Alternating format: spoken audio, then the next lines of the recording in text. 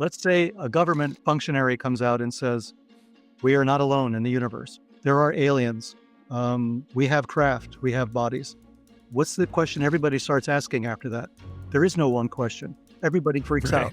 Is there a God? Are there angels? Are there demons? What planet did they come from? Do we have an agreement with them? How many of them are there? Where do they come from? Can we find them? What? All these things those are the cons, right? They can't answer these questions. I'm sure they can.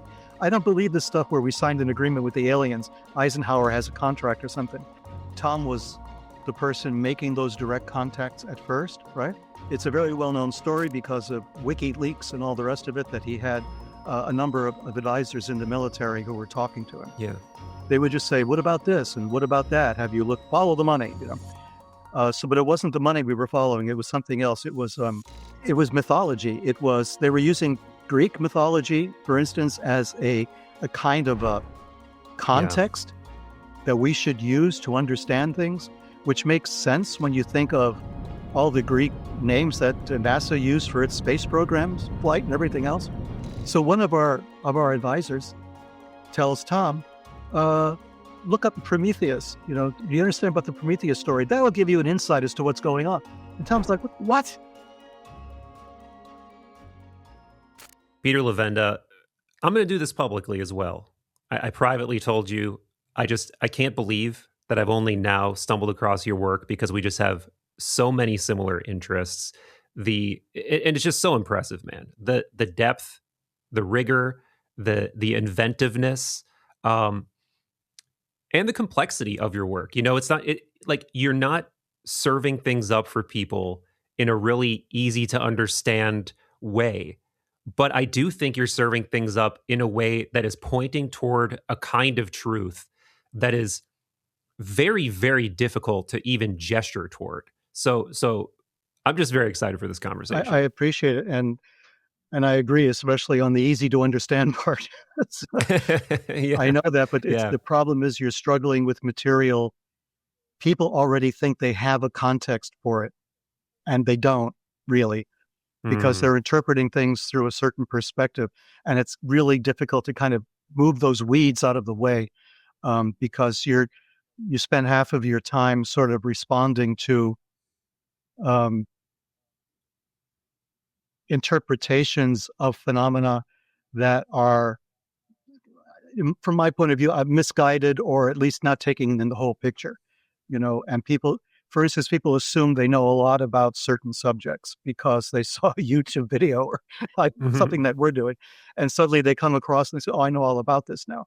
And, if you've been in this field for any length of time, you realize how it's very simple on the one hand, but it's also extremely complex when it comes to explanations of it, using language. We have a language model. We discuss things using what AI calls an LLM, right? This is a large language model that we're using, and it's flawed. Yeah. It's flawed. It's based on all sorts of preconceptions and pre-ideas of what words mean, what specific references these are, and we all think we're talking about the same thing, and we basically aren't. So I'm grateful for any opportunity I can to kind of clarify some of that mud a little bit. Yeah. Well said. We are lost in the labyrinth of our own language and our own concepts, and we're limited by it in ways we don't even understand until we somehow break that kind of a frame and have some kind of a direct experience of something for ourselves. And we're already pointing to why this is such a difficult, I have to decide which angle I want to enter the labyrinth from. But why not let's just enter it from the way that you start that first Secret Machines book, which is this cargo cult notion that maybe this all started with some kind of impossible frame-breaking event in humanity's distant past. And, you're gesturing toward maybe this was a brush with some kind of higher intelligence.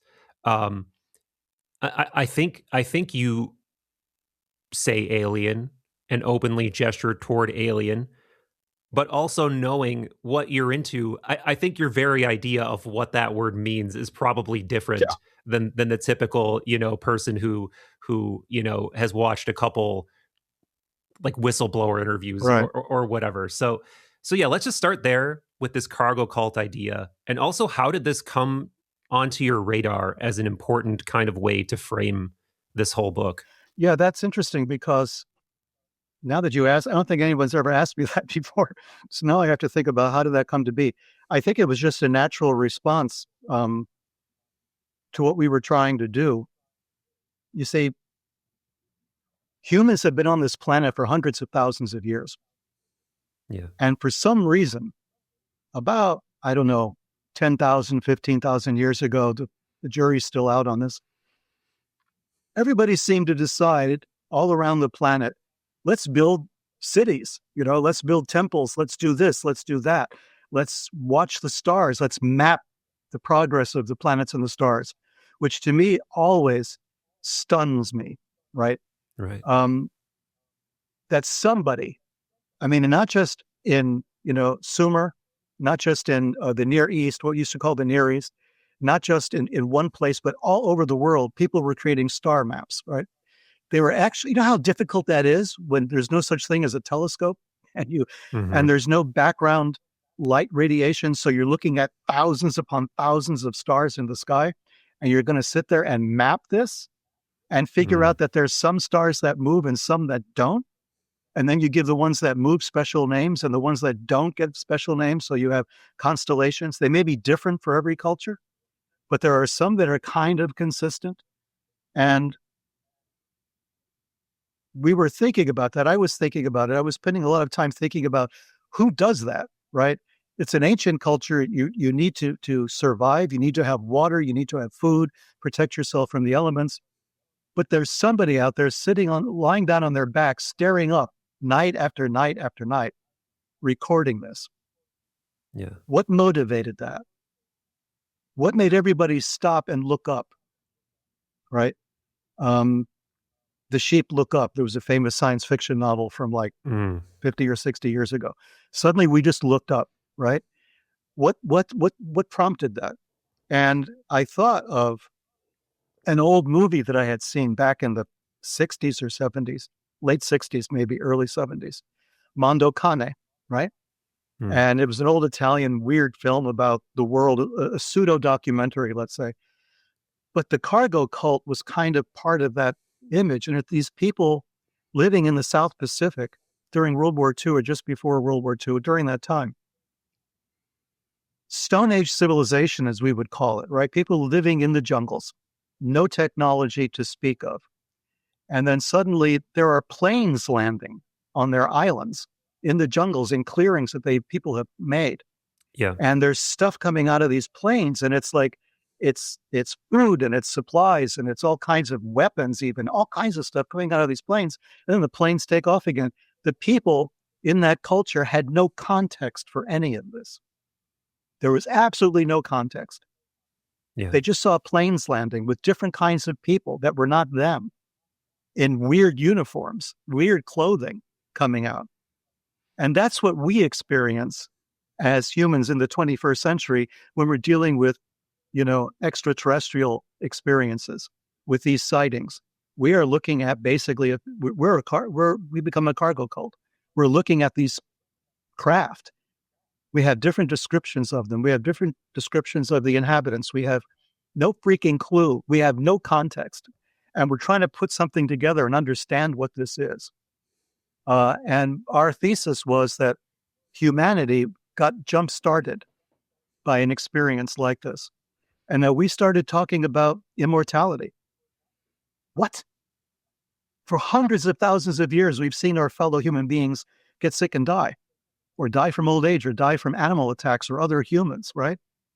Suddenly now we're talking about immortality. We're talking about voyaging to the stars.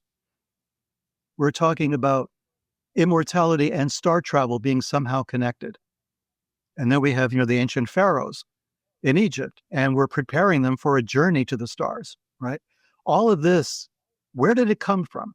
And it made us think along those terms and thinking to ourselves, science and religion, medicine, it all happened at once.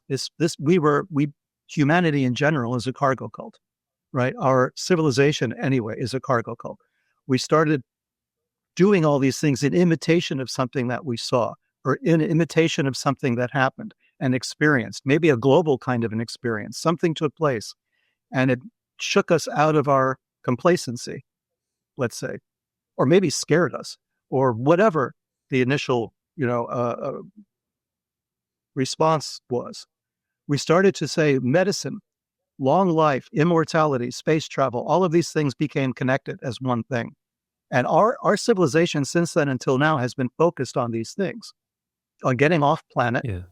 on some sort of spiritual connection to science, and the idea of immortality, of living forever, or at least living for really long times. And we find that in virtually every culture, every established culture around the world that we've been able to study has some kind of a response that really mimics that.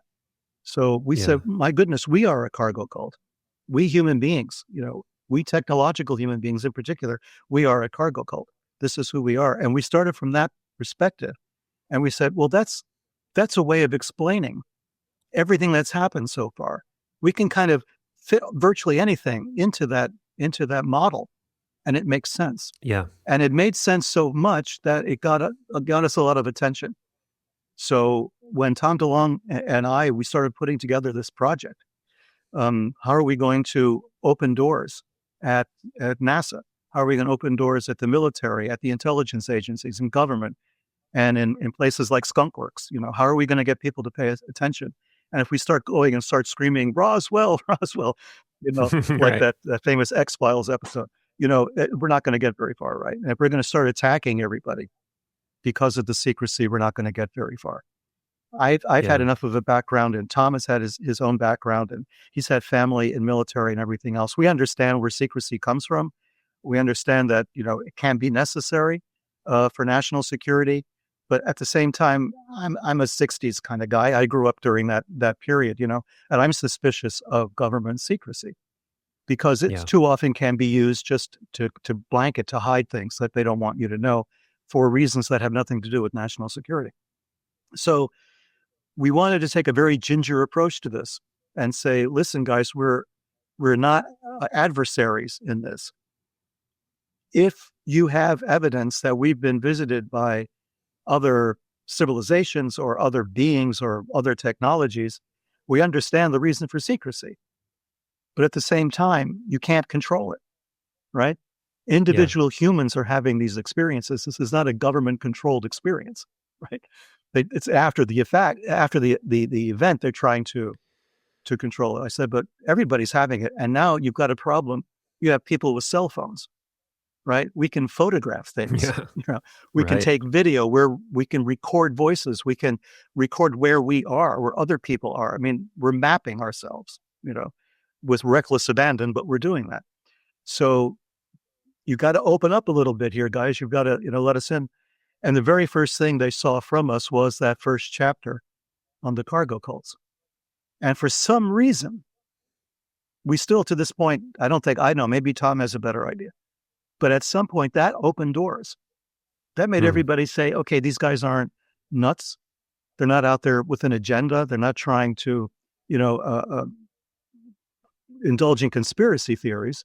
This is like totally outside the conspiracy theory realm. This is like, here's a model of what we think is going on. And they kind of thought, well, maybe we can work with this then. We can work with these Yeah. guys. And I think that's how it happened. Yeah.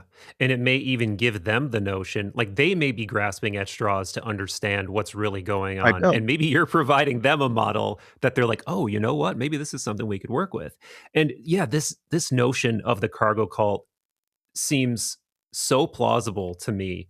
And not even just in the exoteric kind of way, where maybe it was some sort of, super advanced version of like the black ships pulling up in front of Edo or Tokyo or Right. whatever in the 1800s.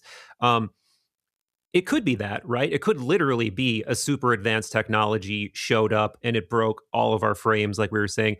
But it could even be a more subtle consciousness based version of that, where we have this nebulous sense that we're not from Mhm. here, that this is not our home, that it has something to do with the stars, that it has something to do with our spiritual essence. I mean, this is kind of what's laid out in the Poimandres, Right. right?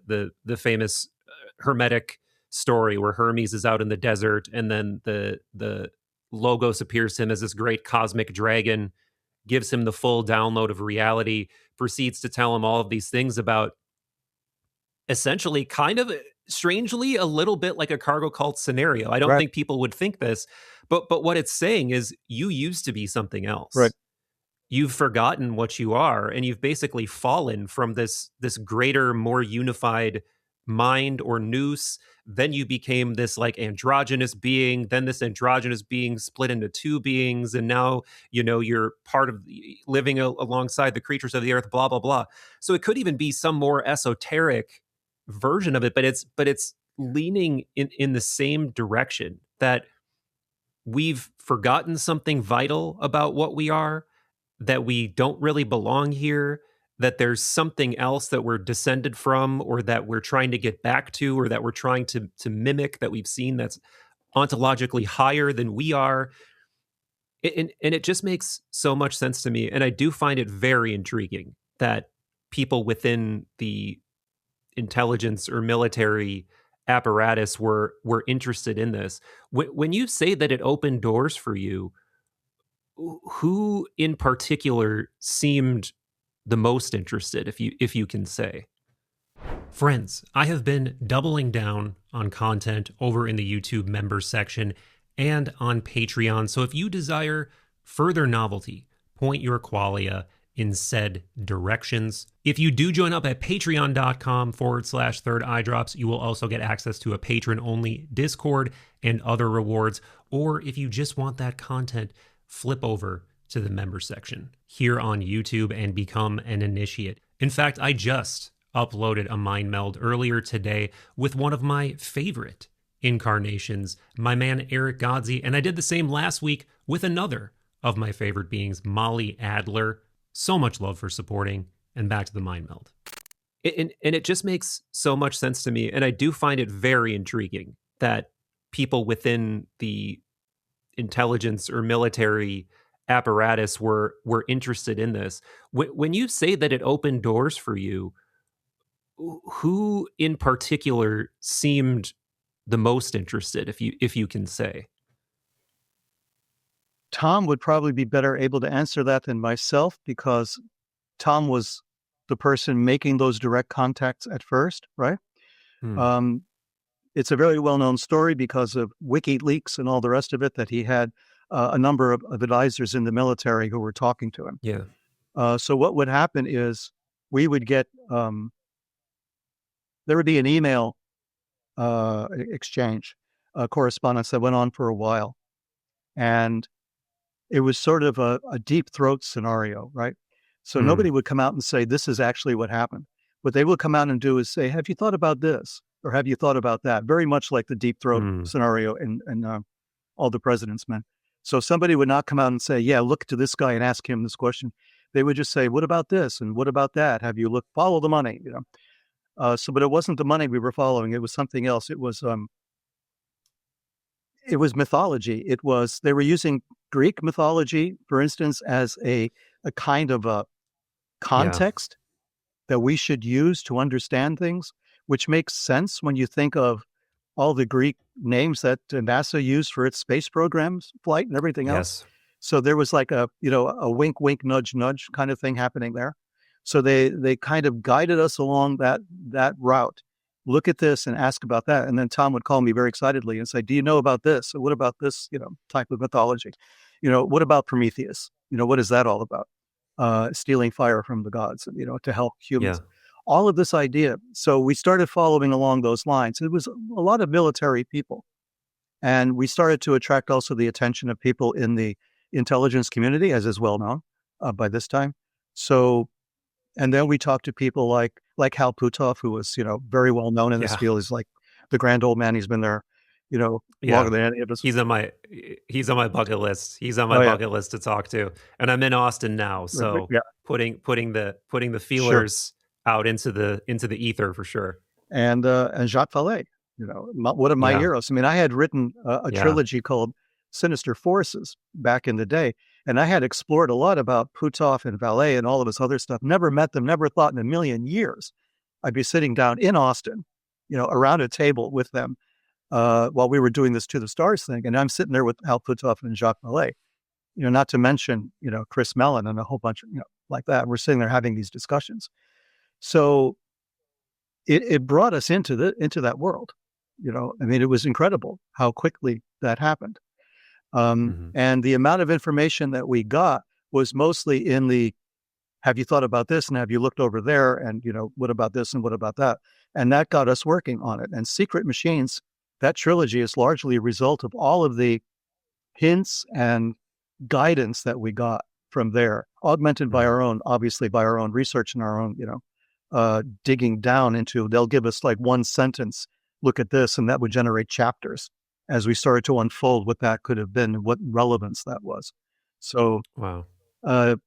Yeah, everybody had something to say at a certain point, and we attracted a lot of individuals who wanted to watch that. But there's this conspiracy theory that somehow we were being fed information and guided, to do things. And that's not what happened, right? So we're the ones who started it. We're the ones who went to them. It wasn't they were coming to us saying, we need you to, we're going to control the situation. They came to us and kind of reluctantly, would drop little pearls here and there, or breadcrumbs, and then we would take that up and follow it. Because I had already a strong background in researching government files and doing interviews overseas and domestically, and doing the National Archives thing and everything. I knew where to look for a lot of this material once they started saying, what about this and what about that? So I already had the background for doing that. But perhaps just as importantly, I had a background in the esoteric end of things already. Yeah. So that enabled me to get a kind of a leg up on some of this, because I knew when they said certain things in a certain way, in a certain context, I could follow that based on my own experience. I was not coming into this like Little Red Riding Hood, in the forest. I already had pretty much a background. I knew the wolf was out there somewhere, Yeah. So I wasn't a babe in the woods, is what I'm trying to say. So I was checking and double checking and trying to anticipate what they would say, or trying to double think maybe what they were giving me and saying, is there a hidden message here? Are they trying to guide certain things in a certain way? Yeah. So I can say that nobody told me what to write. Nobody told Tom what to write. They just sat back and they waited to see what would happen. And so far from what I understand, nobody had an issue with anything. I checked some of the scientific stuff with some of the scientific advisors that we had to make sure I wasn't making stupid mistakes where science was concerned.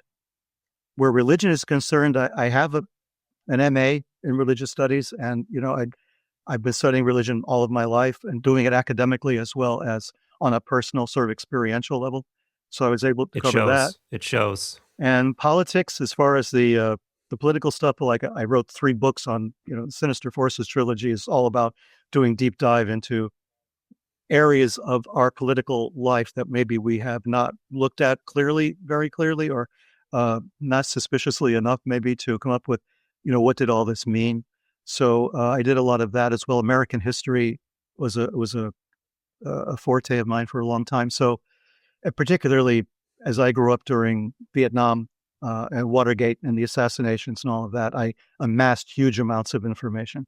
A lot of it potentially worthless, but still you amass a lot of it and you put it together and you start separating what can be proven and what cannot be. So I had the background for that end of it. Yeah. So I can say we weren't, guided. That's a conspiracy theory that's around, but nobody told me what to write. And if they were paying me huge amounts of money, that check hasn't cleared yet. So, yeah. Well, there's an interesting fork in the road emerging, and I imagine there will be many more mercurial, circuitous forks that form in this conversation, because that's where this is inevitably going to take us into just massive headfuck territory, because it just has to.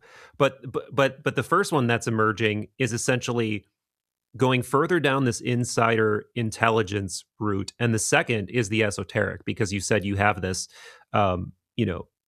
background in it.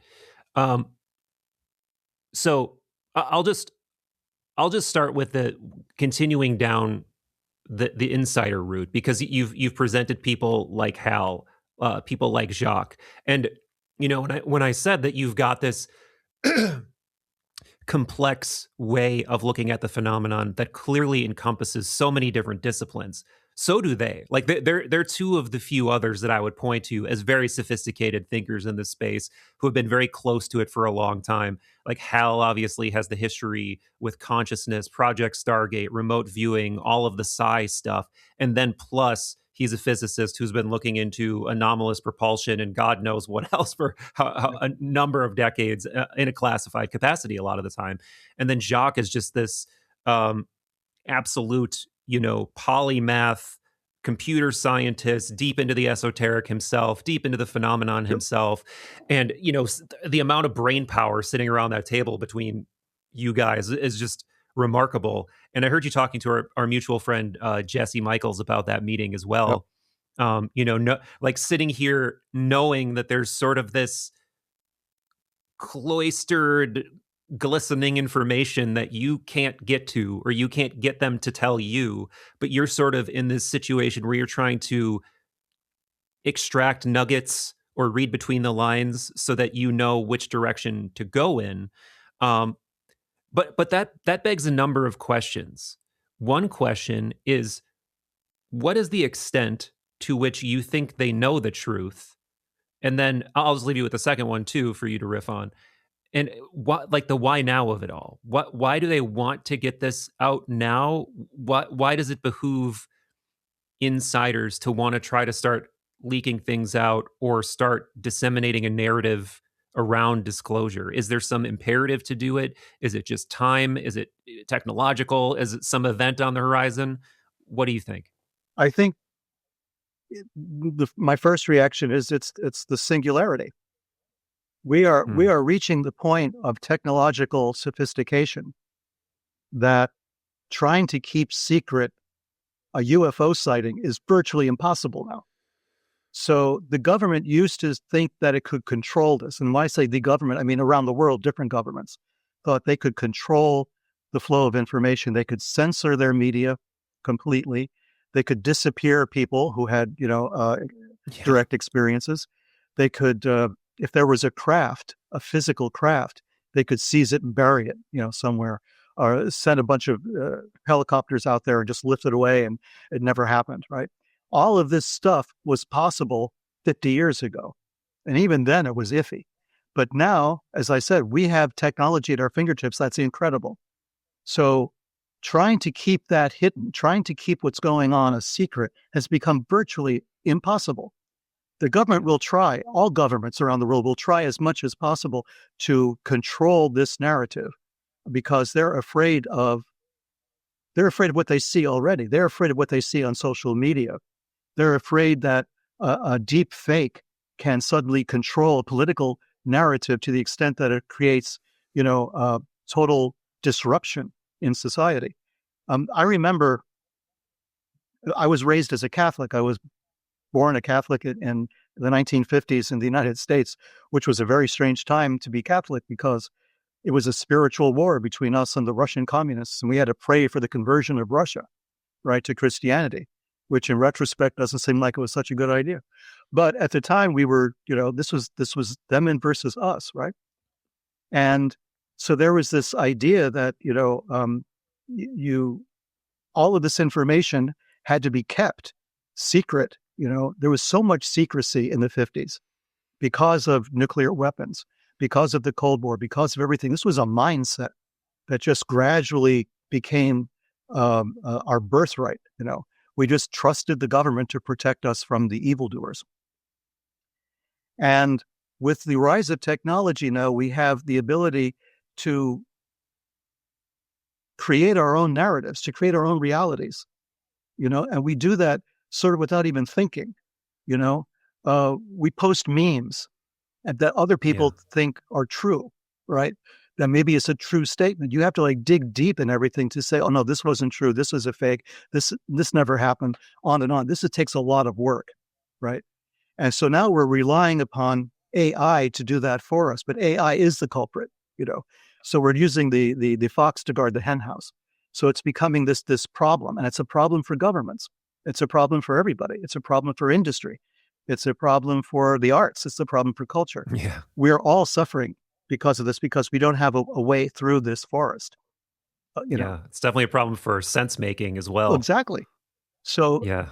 when you've become so inured, particularly with the rise of television, which has taken over so much time, and screens in general have taken over so much time of our daily lives, we are now sort of being manipulated and massaged by this to the point where we're not really listening to ourselves any longer, right? Right. So for the Poimandres example, who goes out in the desert and talks to the dragon, right? We would rather sit at home and have the dragon upload a video to us that we could relate to, Yeah. right? Yeah. I wish it worked that way. We've lost this ability. I've lost it. It's still there. We just don't care about it. We have an ability to go and talk to the dragon ourselves. We can find this out. When I was coming up, there was no, I'm waiting for everybody to say, okay, boomer. When I was growing up, there were no screens. Okay, there was a 7-inch television screen in black and white with vacuum tubes, right? That was the extent of it, right? So everything was personal experience. Everything is something that you had to experience directly of the world. There was nothing between you and the world like there is now. So we were out there as children and as teens growing up. We were out in the world. We experienced things directly. And if you were involved in any kind of spiritual pursuit, you had to rely upon yourself to a great extent to have those experiences, to make sense of them. And so you had supernatural experiences. It was much easier then because you were not second guessing yourself. You were not saying, well, this must be AI. There was no such thing, right? This is some guy on a YouTube video. No, none of that happened. It was you and it. There was nothing in between. Maybe your consciousness, maybe you were lying to yourself, maybe you were kidding yourself, you were in a state of self-delusion. That's also possible. But it's there, it's within, and you could work your way through it, right?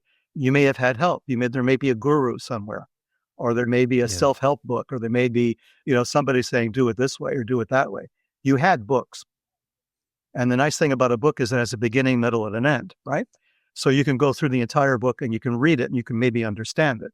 And if you couldn't, there were other books that helped you do that. Nobody was massaging these experiences for you. Nobody was telling you how to think about these experiences because you mostly kept them to yourself, right? You were not wandering around saying, I just saw a ghost, right? You may to your closest friends say that, right? And you may try to work through it. And they may say, are you sure you saw a ghost? Maybe it was a shadow. Maybe it was the wind, right?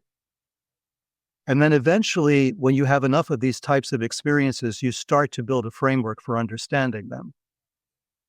And that, I think, this is my long way around of going to what I'm trying to say about government right now. Yeah. Government now is that person. They're having these experiences, right? They have been studying this phenomenon for a long time. They're getting to the point where they realize machinery isn't going to help them understand what's happening, right? They realize it's a consciousness problem. And Vallée has said on more than one occasion, this is a kind of control system. This is something natural to the planet, maybe. This is something that's been going on since time immemorial. We're being checked on, maybe, by something else, right? But this is not like a sudden, it just happened recently, like because we had nuclear weapons, right? Which is one of the stories. And because we exploded atomic weapons, now the aliens are visiting us and they're worried, which is the day the earth stood still. It's that meme, right? So you have, Michael Rennie coming out of the spaceship telling us, we're keeping an eye on you guys. This has been going on for thousands upon thousands of years. And maybe this was the cargo cult moment. Maybe at some point this happened in a general way on the planet and everybody got religion, no pun intended, suddenly. And they said, okay, we have to do something. There's something going on. And they got this inspiration, literally and figuratively, to do what they're doing with medicine. At one point, medicine, science, religion, it was one thing. Remember, it started as one thing. Right. It was never bifurcated into all these different specialties. It was one thing: science and religion, mysticism, what we call the occult, medicine, the longevity things, the herbal remedies and long life. All this was one thing, Right. Yeah, you went to a temple of Asclepius and you did an incubation ritual, and maybe you would get a medicine you would drink, or maybe you'd also get a surgery, but they were all within this same kind of sacred Right. context. It was connected to psyche as well as the body, the physical body. The psychological self was one thing, right? There were visions. You had visions, you had experiences, you had to integrate them into the system, and that made you a whole person. So this is what government around the world lacks, because we become Right. so seduced by the technology. We've put all of our effort into technology. It's trying to understand something which is not Right. probably a technological event. We're trying to interpret it through that uh, Yeah. lens. Yeah. Yeah, and when we were talking about limiting ourselves in our own sort of prison of language earlier Yep. on, and we're also to further illustrate what you're saying, we're limiting ourselves by the way we conceive of reality. So if we're in this materialist reductionist way of seeing reality, there is no vital force, there is no Right. pneuma, there is no chakras, there is no subtle energy or subtle Right. bodies or consciousness that has an ontos unto itself that is not just an epiphenomena of the brain, except when you start seeing things that suggest there must be something more, there must be something beyond just these our models of the way physics works and these equations that we use to uh, try to describe reality in the cosmos. And I think that that is another kind of strange prison we've backed ourselves into it, and then we do, just as you do, have to start looking to these more ancient doctrines, these more esoteric doctrines that do allow for these things, that do conceive of reality as not only containing these things, but these things being more important than the physical reality that's somehow collapsed into um, this realm. But before we go there, I want to make sure that I recall what track we were just on. We were talking about Put Off and Valet. We were talking about the why now. We were talking about the extent to which they do know and what they don't Uh-huh. know.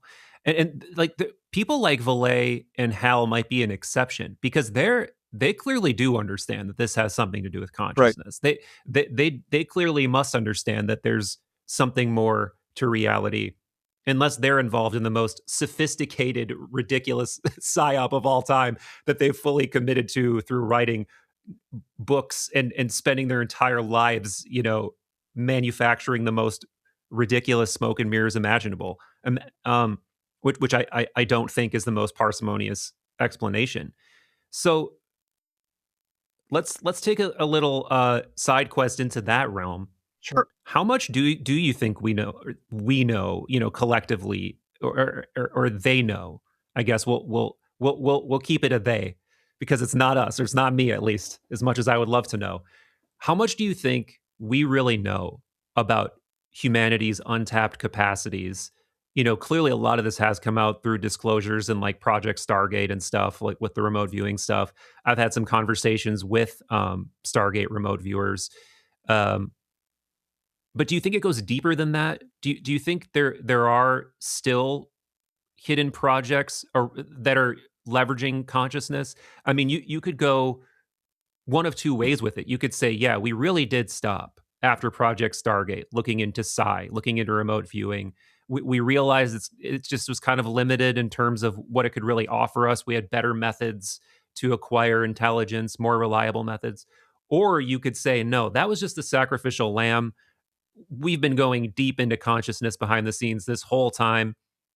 You can you can go down rabbit holes that to me at least are pretty plausible, in terms of there may be this whole unseen realm of psychical warfare occurring between governments, between God knows what entities that we're just completely ignorant of, as the sheeple walking around.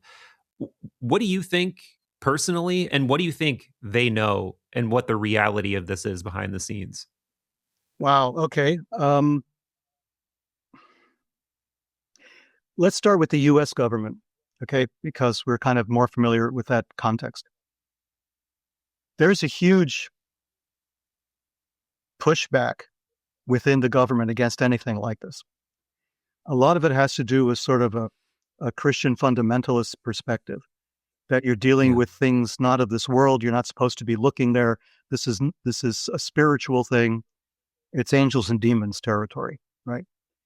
What that means is, because the government controls the purse strings of all of these agencies that work for the government, they cannot openly sit there and say, we're going to do some serious work on consciousness. There's going to be people who are going to, both in Congress, but also within the Pentagon, within the military, who are going to say, no, we can't do this. This is evil. This is from the devil or something. I mean, it's breathtaking that we could still have these discussions, but that's what's going on. Yeah. Outsourcing, however, is a different story. So let's look at like Hal's situation, right? Hal is an outsourced operation, right? He's not from what I understand, from what I know, my meager knowledge of this, he's not a government employee from that point of view. He doesn't work for CIA, right? He's a contract he's in a contract position, right? As is private industry in general. So Lockheed Martin, right? That's contracted. So you can have a program within the Pentagon that says we're going to spend, $10 billion on research of something very innocuous, but we're going to outsource, 8 billion of that to Lockheed Martin. Lockheed Martin now has that 8 billion, and they're going to have a division within that project that's going to study consciousness, right? Right. It's never going to get traced back to the Pentagon. It's never going to get traced back to the intelligence community, right? Yeah. So that's out there. And they would have plausible deniability if it did. Oh, we didn't even know they were doing that with exactly. $3 billion. And that would be not just for consciousness studies. That could be studying, exotic means of propulsion. That could be studying, making a theoretical study of people's UFO sightings. And what does that imply for propulsion technology or for cloaking technology or all these other things, which would not be laid out in an actual government report, but it's going to be buried within an outsourced program someplace else. So I believe there's money being spent out there that way. I think anything like that within government's going to get shot down. It's going to be a career ender for people. They don't want to be involved with the spooky stuff, right? They'll be like Fox Mulder in the basement, Right. So they don't want to be in that position. They want to be studying, what's the latest drone technology? What's the latest other stuff that we can use? Not realizing that the more sophisticated this technology gets, the closer and closer it's coming to consciousness technology. Right? We're getting closer and closer. That exotic weaponry is getting very close to that, which is what I mean by the singularity. It's not just the artificial intelligence kind of singularity that Kurzweil talks about. It's getting even deeper than that. The consciousness aspect of it is part of that singularity. And there could be a moment at which this whole thing falls apart because we haven't developed the consciousness end of this. The discussion hasn't even been had to any really serious extent as to what this means. People now on social media, you'll see people saying, wow, this whole UFO phenomenon, consciousness could be the key, right? We've been saying that since forever. I'm one of those guys. I'm one of those guys. Obviously, when you see something that shouldn't be there, there's a consciousness aspect right there, right? My mind cannot get this on board. What is it doing to me, right? How can I see something that they tell me is not there?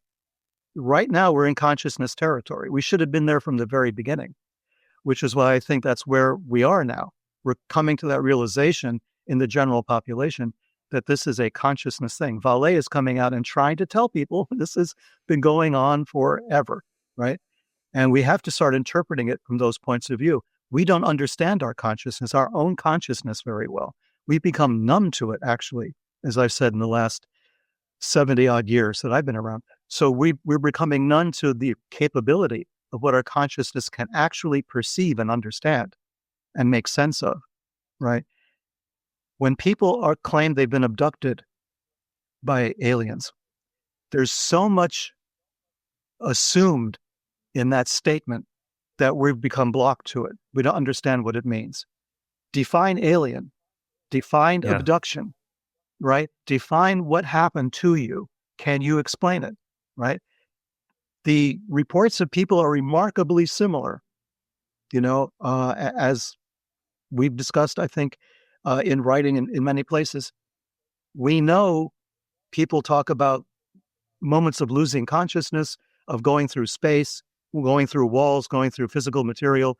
You're on board some kind of craft. They're calling it a craft. We don't know it's a craft, right? But they claim they're in this thing, this environment. And in this environment, it's smooth surfaces. There's nothing going on there. There's no weird dials. There's no, 1950s science fiction kind of stuff going on. It's a completely different situation. They have some unpleasant experiences, and then they're back home, right?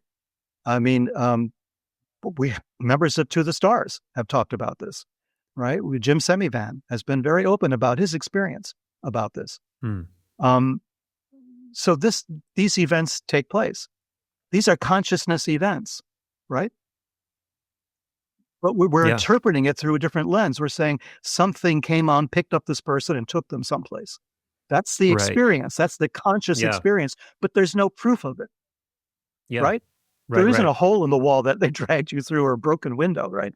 There's like the cops would say on the crime procedurals, there was no visible means. Nobody broke into the house, right? No locks have been jimmied. Nothing has happened. So this is a consciousness event. Can we interpret it now? No, because we don't have the tools. Yeah. Right? We'd have to go back to the mystics to figure out what happened. Yes. And they don't want to do that, right? Because the devil and the angels and Jesus and all the rest of it, bad interpretation of biblical texts make them afraid to go there.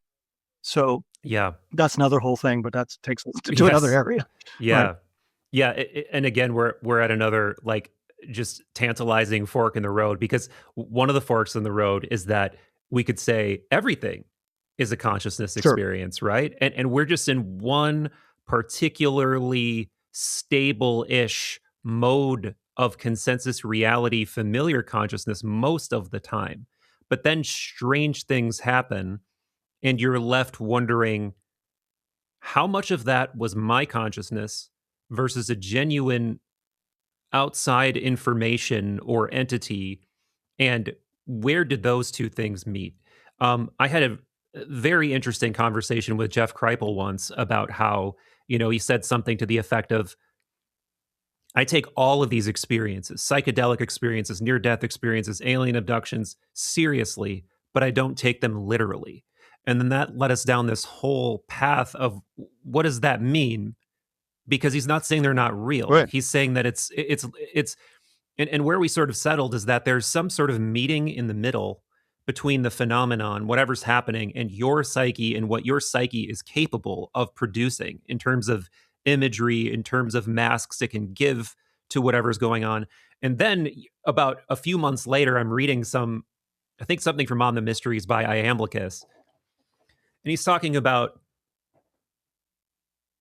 the theurgist, or, the person, for people who aren't familiar with this whole rabbit hole, the person doing a magical operation never sees the gods, yet they are interacting with the gods, because whatever the entity that's appearing is, it literally cannot show itself to you. Your psyche is not capable of grokking the awe and majesty and alienness of whatever this being that's probably it's not even physical to begin with is. So what does your mind have to do with that? It has to, just like me and Jeff Kripal are talking about trying to make sense of in 2025, the exact same squaring of the impossible circle there. And I think that that's where our minds need to go when we talk about things like alien abductions, when we talk about these experiences that are coming from beyond the pale. It's not again, there's always going to be a piece of my pie chart that's like, maybe it's literally happening. Maybe it is a physical ship that's coming, and it's a physical guy who came here from another planet that looks weird, and he took you. That's always possible. But I am way more suspicious of something more like the former. Like, it's stretching the limits of your cognitive measuring systems to try to even download some representation of what happened to you and your consciousness, and maybe even on the soul level. That was a long-winded ramble that I'll just leave you with, because I'm sure you have many thoughts. It's perfect. And I agree with Kripal completely on what he said, and that's what I've been trying to say as well. You don't take it literally, but the literalness is the problem of literalness is the language. Like, once again, we're up against the language problem. It's a barrier. quite often. You can talk to people. I've traveled a lot around the world. I've lived overseas for extended periods of time. And you learn foreign languages. And when you learn foreign languages, you realize that different human beings, and they're just as physical as we are, different human beings have different interpretations of what is real and what is not. They have different interpretations of time and the passage of time. They refer to time differently. It would drive many Americans totally insane to try to figure out what, for instance, an Indonesian means when they're talking in terms of time, because it doesn't make a lot of sense at the moment to a Western mind, but it makes perfect sense within their their culture, right? The idea of time is different in different cultures. So, but we know time passes, or we suspect that it does anyway, and everybody has a different relationship to it. For instance, the reality of affection between humans, love, right? That's a real thing. But there are hundreds of thousands of love songs, all interpreting that phenomenon from a different perspective, right? And we keep creating more of them. Well, if love was something that was purely literal, we would only need one song. We'd only need one poem, one description, and that would be it. But it's never enough. We're always trying to get a better handle on something which is so common, even that we cannot easily describe and put into a context that everybody can agree upon. It doesn't happen, doesn't exist. And that's just a long way around of going to say what I'm trying to say, which is that these experiences are absolutely genuine. They're absolutely real. Are they literal? They can't be literal, because my use of terms is not going to be the same as yours. My background isn't the same. My history isn't the same. My culture, whatever you want to call it, is going to be different. We're going to get close. You have English, right, as our native language, I'm assuming. And so we're going to both use that, and we're going to try to get closer and closer to an understanding. But it's never going to be 100% match. Now, take that problem and magnify it to the U.S. government trying to figure out what a UFO is, literally is, because they need literal. The government needs literal, right? They need to know what it is literally. And they can't, they're going in circles on this.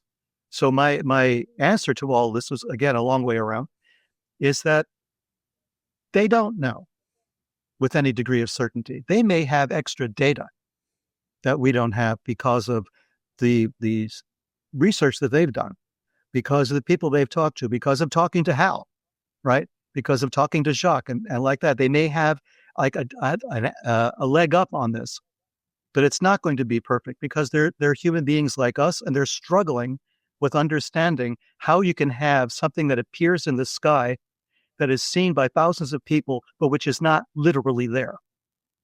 How do we do that? How do we get on board with that? And then we come to the realization that we've been trying to do that anyway.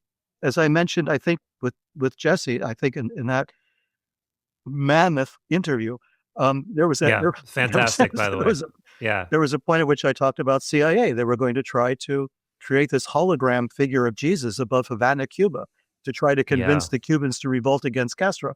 So they were actually thinking about this. Where did that idea come from, right?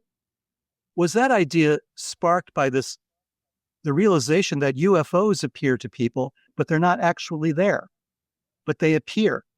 What is that mechanism? Well, we can duplicate that, We can create a kind of a hologram or project some kind of thing on the clouds, like from a movie camera, from a projector, and they'll think it's Jesus standing over Havana. Look what they did in Vietnam with the Phoenix program, right? They tried to. They knew that the villagers in one area were terrified of vampires, so they killed somebody and hung them up to make it look like a vampire had drained their blood, right? They manipulated reality. And I know this because I knew a guy very much involved with the Phoenix program. This is the kind of stuff that they would do because they were manipulating people's reality. This was, and Phoenix program was the 1960s in Vietnam. So that's a long time ago. They've had a lot of time to perfect this, since then. But not just to perfect it, but to understand it. How does it work, right? How can we do this? I'm not saying they have the ability to make UFOs appear in midair, But I'm saying this was on the drawing board at one point. And then there was pushback against this, right? CIA lost a lot of their funding for these kinds of things. And, the Vietnam thing went away. Phoenix program became notorious. They pulled the plug on that. So a lot of this stuff said, okay, we can't do this kind of stuff. But there's always somebody somewhere in the bowels of some research institute, someplace saying, they're going to call upon me one day. They're going to want to know how to do this. And now with AI, we don't even have to go there, right? It's crazy. We don't even have to go there. We can make it seem like it really did happen. And people will believe that it really did happen. That's the problem that we face now, because we've lost the ability, we've lost discernment, right? And that's that old fundamentalist concept of discernment. How do you tell a good spirit from a bad spirit? So this is something that we've lost because we're concentrating on our screens, way too much. For sure. And we're depending upon the screens to tell us the truth. But you go outside and you have an experience, and some of us have had weird experiences in the quote unquote real world. And then at that moment, you realize, wow, there is a reality. This is an unreal experience, but it happened to me. I saw it. It happened right there. Okay. Someone else will try to explain it away. They will say, no, you were imagining things. You were sleepwalking. You were on drugs, or you had too much coffee, or whatever. They'll come up with something. None of that matters when you've had an experience that touches you to your soul, right? It's an arrow right through your brain. Like Colonel Kurtz in Apocalypse Now. I'm making all these references, like a diamond shot through the center of your forehead, the adamantine substance. Something happens that changes everything, right? That moment you're touched. And these things happen, and suddenly you have a different view of the whole world, and you sound like a madman for a while because you have this moment of ecstasy in which you have experienced something outside of yourself, which is simultaneously inside of yourself at the same moment. And that it's a very bizarre experience to have. I've had similar experiences like this, which is why when I come to this subject, the UFO material, and talking to the people that Thomas talked to and all the rest of it, I have a kind of context for some of it. Again, a kind of discernment that takes place, right? Where this makes sense to me and this doesn't, and I could be wrong. But at least I have a way of organizing the data and coming up with new paradigms and new models that we can use to try to interpret it. And the cargo cult was the one that made the most sense to me at the time, and which still is a workable model for me. Something happened. It happened exterior to us, in a sense. We did not create it. And when you talk about the Platonic literature, and you talk about Plotinus or Iamblichus or any of the others, the information was always brought to us from outside. There was never a person on their own in ancient history who said, I have an idea. I think that there is something called God, and this something called God is outside of us, and it's communicating with us, right? It always happens that somebody gets a vision. Somebody has the experience first, right? And then writes it down or tells somebody else. Then somebody else writes it down. And then there's a whole school of philosophers that gets around and they read the written things and they try to make sense of it. But these things are always jump-started externally.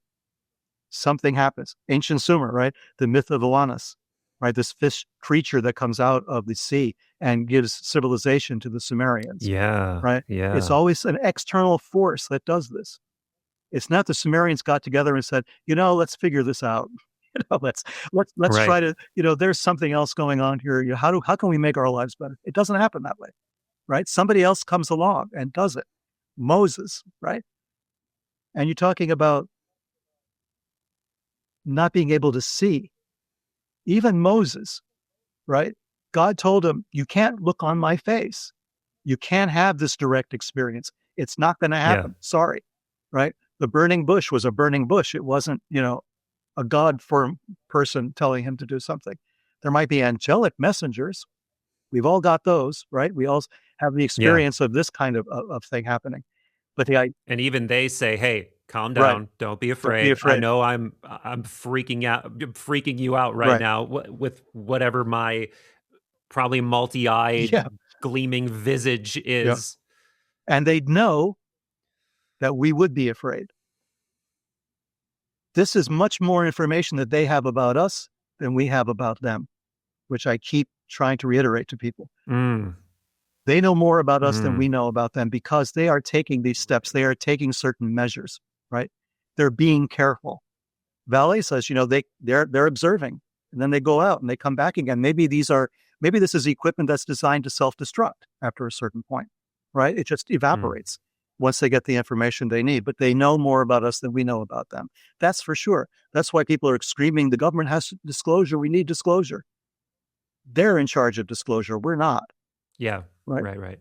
Man, there's so much here, and we're getting away a little bit from the topic of psi consciousness research and how it may have continued on behind the scenes. Um, but did you have any other thoughts on that specifically before we go more into the esoteric and more into the sort of history of and reality potentially behind some of the mythological and esoteric stuff? Well, I mean, the evidence for the psi research, obviously we have the Monroe Institute. Everybody now is Yeah. familiar with that. They weren't back in the day, but now everybody knows what they are. The Gateway projects and the Gateway Yes. tapes and all of this. So we know that this kind of procedure has been going on. The research has been going on. It's just it became privatized, right? We don't know very much about the government's role. We know in prior decades, the government was involved in this, not just ours, right? The Russians were famously very involved in it. The Chinese are Yeah. still involved in it. Um, the Chinese never gave up on this stuff. The guy who jump-started their space program was a Chinese scientist who was working for us initially in the 1950s, the Mm. 1940s and 50s, Dr. Qian. Uh, we accused him of being a communist spy working for China. We put him under house arrest. We made his life miserable. Finally, he said, "Screw this! I'm out of here." He went back to China and developed the Chinese space program. Right? Mm. What a huge mistake we made in that. It's a mistake that we constantly seem to make. But here was a guy working for us, helping our space program, working for Theodore von Karman and the Jet Propulsion Laboratory back in the day. Mm. Very important guy. A guy that von Karman took to Europe to debrief Nazi space scientists. That's how much we trusted this guy. This is how brilliant the Whoa. scientist was. But then because he was Chinese, we figured he must be a spy for China. And he obviously wasn't. There's no evidence to this at all. And then when he decided he was going to leave, when he got out from under house arrest, we tried to keep him here, but it was too late by that time. He went to China, started their space program, developed the silkworm missiles, for instance, that they used during the Iraq War, that kind of stuff, right? The actual space program was his creation in China. But simultaneously, he was involved in psychic research and the research of psychic phenomena, particularly based on Chinese medicine and Chinese mystical practices and inner alchemy. Mm. So he Yeah. heavily was involved in that. He wrote papers on this. So he, on one point, was doing space stuff. On the other point, he was there, Jack Parsons, right? He was out there Yeah. doing this weird mystical stuff. And he was saying there's chi, and how do we manipulate the chi in the body, the energies in the Yes. bodies? How do we do this to open the minds? And as he's doing all of this, you have Falun Gong, a Chinese sect, which seems to be harmless at first, right? The Chinese government was kind of into it. A lot of Chinese members of their government were involved. A lot of the generals were involved. And then there was this whole UFO aspect of it. They believed that they had contact with flying saucers. They believed they were in I didn't know contact with that. that's in Secret Machines 3, I think. So tell Oh, the I look story there. forward to it. Yep. I look forward to it. So there you have it again, right?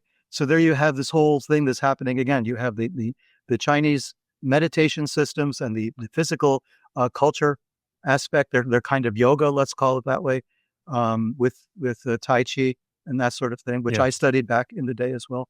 And then you have the connection with the space program, and you have the connection with UFOs. I mean, it all starts to come together every place you look. Whether it's the Chinese government, the Russian government, the American government, or governments around the world, they understand there's a connection. They can't put their finger on it, but they understand there's a cross connection between scientific kind of psi research on the one hand, and the mysticism on the other, and space travel on the other. And there is this connection, it Yeah. feeds into each other, and the UFO is right in the middle of it, right? because it seems to Yeah. answer all the questions for all these various disciplines. So fascinating. And, another component of the relationship between consciousness and the phenomenon going, out into the cosmos, seemingly literally, there's this other really fascinating parallel in cosmic ascent work throughout cultures, as you point to. And this is something you're going to come across really in any esoteric discipline you look into, like definitely from a Western esoteric perspective, which is what I'm more familiar with. But in Secret Machines, you bring up like Taoist star walking, you bring up, I believe, some yogic or Indian examples Mhm. of this as well that I wasn't aware of.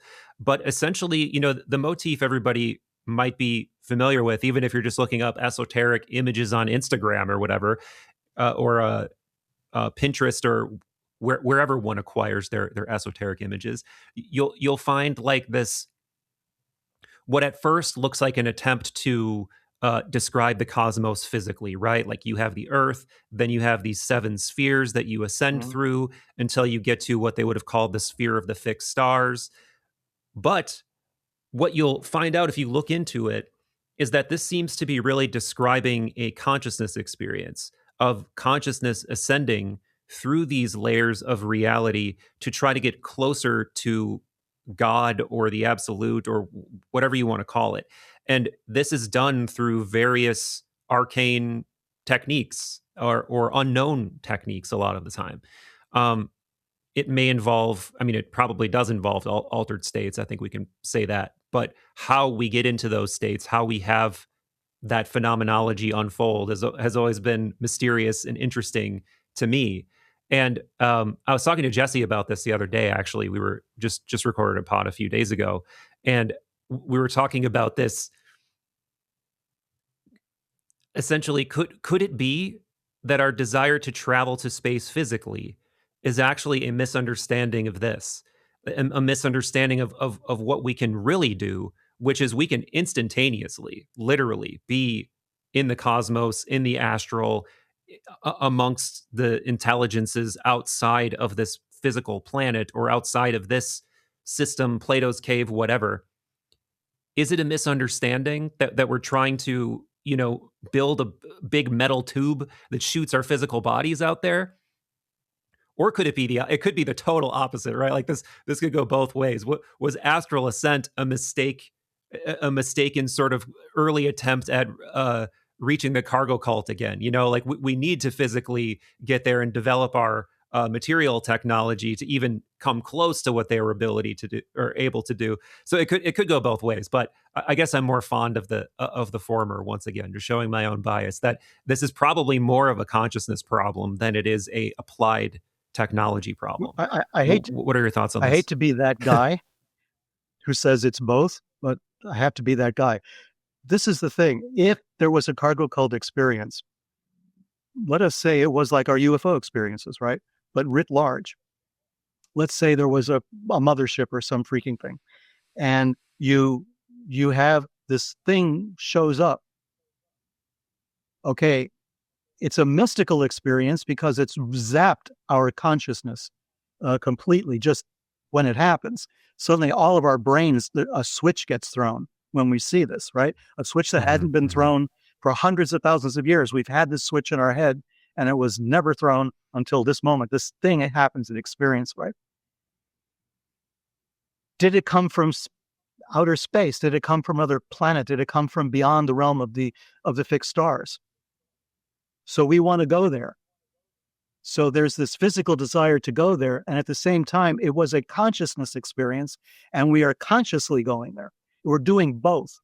We need to do both to make it real, right? So I can have that experience. I can have the experience of traveling on the planes, of going to the realm of the fixed stars. I come back down, and you have absolutely no way of believing a word that I say, that I was there and that this happened to me. You think, okay, Levenda's out there again. He must have had some very good, whatever, psilocybin or something. And this is what's causing this, right? You're going to have some excuse for explaining it away, or you're going Yeah. to pay attention to it and think, okay, that's interesting, and then forget about it the next day. But if I landed a spaceship nothing you can do. You can't argue with that, right? The guy's in a spaceship. He landed here. So you have this. When I say it's both, I think that what happens is we are preparing ourselves with celestial ascent for something that's even, it's not grander. It's not more intense, because celestial ascent is itself its own reward. It is the intense experience, because you've left gravity, right? You've left the Earth's gravitational field. Your experience is that. Your body is still there, but your experience is you're no longer here. How can I put this that makes any kind of sense? Would it almost be like the physical manifestation of doing it is just yet another layer of the same thing constellating in a kind of Jungian sense, where and again, just to again repeat myself, something that I said in the conversation with Jesse, but it's totally germane to this point, is that you have things going on in unseen, more subtle layers of reality that constellate physically here. This is a thing Jung would talk about a lot. But it probably is also somehow the opposite. And the technology of pulling on or evoking or putting yourself among those unseen forces through technology or through a magical operation or something here is another kind of technology, but it's acting on a different layer of reality, even though you're symbolically playing in the same pool by literally shooting a rocket out there or shooting your consciousness out there, however you want to think about it, in there, out there, whatever the directionality is. Maybe it's something like that. I don't know. Well, if we were talking like this 100 years ago, yeah. But we've had people who walked on the moon. Right. What is the relationship then between Neil Armstrong walking on the moon and a person doing celestial ascent and reaching the moon that way? It's a great question. How are they the same? And in what way are they different, right? What did Neil Armstrong actually experience spiritually by standing on the moon? Was it analogous to celestial ascent to that level? Do those two things at some point converge, right? We are sending people into space. We have very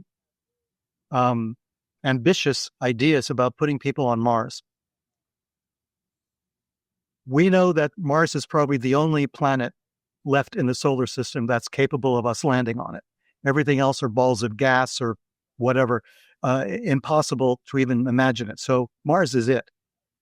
Once we leave Mars, we have to keep going to find the next habitable planet that we can actually land on. Not even habitable, but something we can land on without being burned up in its atmosphere or, having us gassed to death or something. So what does that say about our celestial ascent practices as well? Can we use one to inform the other? Yeah.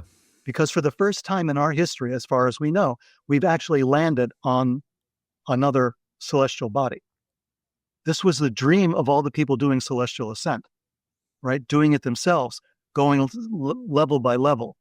And if you were to go back to one of those people, back to one of the descenders to the chariot, right? Yeah. Going back to one of the Chinese people doing the pace of you, of walking on the stars, and telling them, guess what? We actually put a person on the moon. What would their reaction have been? How would they have interpreted that? Would that have blown their whole worldview out of the water? Or would they be able to explain to us what happened, right? Yeah. We're not to the point yet where we can answer those questions. Unfortunately, we can't, right? So somebody doing celestial ascent still has the edge on the rest of us. They're still going past all those different levels. And what they're attaining, what they're experiencing at the end of that. I hate to use jargon that's popular and it sounds like I'm Anyway, it's sometimes it works, sometimes it fits. It's understanding, it's getting outside of the simulation. Yes, Okay, right. it's the Matrix. Okay, let's. And I'm going to clip that. I'm going to clip that right there and make it. No, I'm Yes, just kidding. right, exactly. Maybe, I make maybe. that a meme. Um, Yeah. uh, That would yeah, be sad. yeah. And Okay. I gotta tell you a crazy synchronicity, Peter, because you're one of the few people who will appreciate how weird this is. Um, I was at a event called Psy Games last year, and actually, this is sort of downstream of some events that kicked off by me actually going to Monroe Institute and doing a gateway retreat, which is a whole separate story. But anyway, I'm at this event called Psy Games, and it is an attempt to have like a like a competitive basically, sort of experience. It was really, really fun, cool event. One of the psionic guys was at this event who was part of Skywatcher. Myself and a few other people went to his Airbnb afterwards and we did a meditation. We tried to see if we could make anything show up. And he kept kind of insisting that's not the point. Like, this is about consciousness shift more than it's about that's more of an after effect or secondary thing if it happens. So anyway, we have a nice meditation in the backyard, essentially. Not my first time doing something like that. So no really interesting phenomenology, apart from two things. One thing that I did not have any kind of significance around in my mind in particular at the time was I suddenly got a flash in my mind's eye of the Dipper coming toward my mind's eye, basically. Came out of the meditation, I was like, that's weird. Like, that's the first time that's ever happened to me. Then I come across your work and I see the article that Lincoln wrote and the video Jesse did where he touches on this as well, where there was a huge fascination with that constellation in particular, as being associated with Merkaba mysticism, being associated with like the gate of the gods, the realm of the immortals, blah, blah, blah, blah, blah. So that was one of those holy shit moments of like, what was that? And that can't be a coincidence.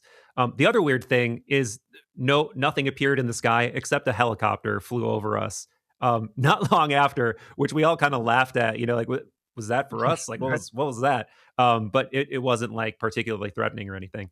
But I had to throw that out there Well, toward you to just, I appreciate it because that's what the celestial ascent process was all about. I wrote a book called Stairway to Heaven, which is based on my master's thesis, which had much greater expanded, because they didn't want me to go near the celestial ascent material that I wanted to go into. And that is really focused on the Dipper. I mean, it's the idea that the Dipper was that constellation. It pointed to immortality. It pointed to the gate of the gods in China, in ancient Egypt, and everywhere. The Dipper was this very important constellation for celestial ascent, and you walked on those stars, to get to the pole star. In ancient Egypt, that was the sign of immortality. The Dipper was the thigh of Set. In one instance, it was an adze. It was the actual instrument to open the mouth of the mummy was shaped as the Big Dipper, and the pharaoh was going to go there. That's the direction they were going. They passed through the 7 stages, those 7 stars on the way to immortality, and it's everywhere, right? So I think when the pole star that we have now became the pole star, that was a kind of a shift. I think the constellation Draco was the constellation for a long time, was the serpent that pointed to celestial north. But then there was a sudden shift, not a sudden, but a gradual shift from Draco to the Dippers, and the Dippers then became the frame for celestial ascent. So I think that I can't get past it wherever I'm looking, whether it's in India or China or the Middle East or virtually anywhere else. The Dipper becomes that very, very important constellation, very specific to immortality, to life after death, let's put it that way, or immortality. Sirius, the dog star, and Orion have its own set of associations, right?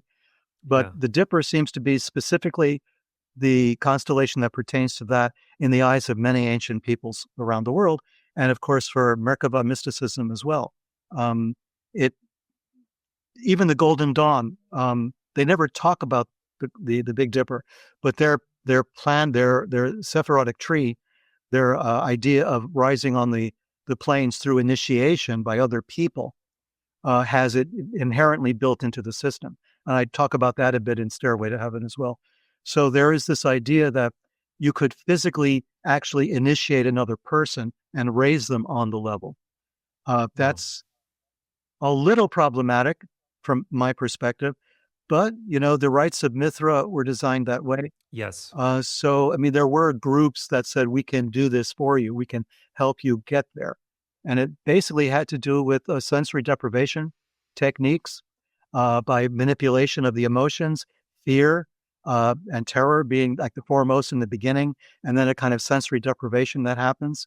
And then you are subject to an experience under those circumstances, which has been kind of orchestrated to a point. But you cannot orchestrate this for someone else completely not knowing how they're going to react, right? Their individual self will see what they have to see, what speaks to them. That moment of clarity happens when there's absolutely nothing else to hold on to. There's no physical sensations. There's no lights. There's no colors. There's no sound. There's nothing, right? And complete sensory deprivation leading, that is the end point of this process.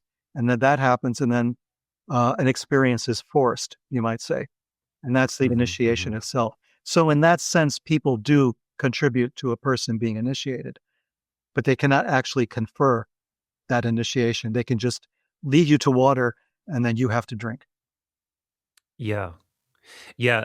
Before going to Monroe Institute, any of my kind of altered state experiences had been via psychedelics, basically. And I was sort of one of these people who flippantly believed, ancient mystery initiations, it was all about psychedelics. Right. It was all about something to, completely, again, break your frame and then expose you to the mysterium tremendum. And maybe there were some other aspects to it, but that was the core of it, right? It was a lot of probably orienting the psyche and then getting you into that space and boom. However, I have now since learned firsthand that the going out of body stuff is not psychological. It's not imaginal, like closing my eyes and going on some kind of guided meditation thing. There's literally something undeniable on the same level of a car crash that can happen to you where you experience the feeling of an energy body, a subtle body, whatever you want to call it, coming online. That's actually the easy part. Like starting to develop, I'm feeling these like waves of energy going through my body. And then further, to my great surprise, like I just stumbled into it. It was very brief, but it was very literal and very intense. This whole vibratory thing that still kind of felt like my body, but just felt like this electrified humming thing basically just lifted off from my body. I tried to get control of it. I tried to not freak out, but it was incredibly terrifying, incredibly overwhelming, incredibly foreign. I couldn't do the whole Bob Monroe turn over and look at yourself thing at all. I just got to this point of being out, being terrified, and then literally like trying to scream for help. And then by the grace of something, I just went back down and then came back into my body and was just like, holy shit, it's completely real. Like, it absolutely is something that can really happen. It is. So given what you just said, maybe there used to be these other techniques to disorient you, but in a way that led to that, whatever you want to call it, that faculty unlocking or the decohesion from the physical self into the other deeper something, realm, reality, capacities, soul sense, maybe, as the Platonists would have called it. And then from there, then what happens when you do a cosmic ascent ritual? And it's not just sitting in your physical body, metacognating, meditating from that POV, but then doing something. I mean, I don't know if this is what they were doing. I've tried to look into it, but I'm sure you've looked deeper and looked in places that I haven't looked. So do you think that's what was going on, or is it depend on the culture? Or let's get deeper into the practica of it. The terror is, I hate to say, essential. That's that initial existential fear. I mean, it's existential because you don't even know if you exist at this point. I mean, there's a part of you that does exist. That's the part that's terrified, right? So you are unmoored, you're unhitched from something material. And that's a very terrifying experience to have. And that's the whole point of those initiations, the Mithraic, for instance, initiations, the Eleusinian mysteries. Mm-hmm. The idea was to terrify you. The drugs are useful. Psychedelics are useful to an extent. They sort of introduce you to the possibility that what you experience in life is not everything that there is, right? So the drugs have that. I mean, I've had LSD once, psilocybin twice. And that was many years ago. And that's all I needed, right? That's all I needed because it told me everything I needed to know about the relationship of our sensory apparatus to the world outside and the world inside. The sensory apparatus is sort of this middleman between two sides, right? And it told me pretty much everything I needed to know. Anything more than that would have just been slumming, it would have just been just taking drugs for the hell of it, just because it's such a cool experience. But I didn't feel that I would learn anything more from that. The shift of perspective that the drugs introduced was all that was necessary. So then I said, okay, I get this, right? I get why they did this. I get why this was important. Now, I didn't do ayahuasca or any other stuff. People swear by all of this, but I can see that you could just keep doing the drugs forever. And to me, that's not enough, strangely. I need actually to get further along the line here and not just sort of be on vacation the rest of my life, right? So the idea was that I had to do something more. I had to understand more, get a better handle on this. And the terror, the bad trip kind of terror in the beginning is a kind of a necessary prelude to this. It's going to be there. The Descenders to the Chariot talked about it. The Chinese alchemists talk about it. Everybody talks about it. There's the Kabbalists, the sort of Hermetic Kabbalists, the Golden Dawn types talk about it. There's the Abyss, right? There's this place. There are several areas where you find this terror. If we talk about it, a Golden Dawn framework, I think the first terror might be just the neophyte ritual that introduces you to the system because it's so otherworldly to begin with. But then there's the level of Tiferet, which is the crucifixion ritual in the Golden Dawn, which is similar to the Masonic third degree, where you're buried and taken alive again. Okay, there's supposed to be a moment of terror there. You're alone. You have sensory deprivation. You're buried alive, right? Or in the Golden Dawn situation, you're crucified, basically. But those are just preludes. That terror that you felt is a prelude to what will happen later on, which is far more, I don't want to say intense because that implies an emotional state. You would wish to be terrified at that point because that meant you still had emotions, which meant you were still connected to something. Wow. There's a point at which that goes away, where you still have experiences in a sense, but they're absolutely meaningless. They're unmoored to anything. You can't hold on to it. The idea of being totally at sea. And in the Descent to the Chariot, that happens between the sixth and seventh heaven, right? So the seventh heaven is your goal. Between the sixth and the seventh, there's this weird empty space that the Kabbalists talk about, the original Kabbalists talk about, the Descenders to the Chariot.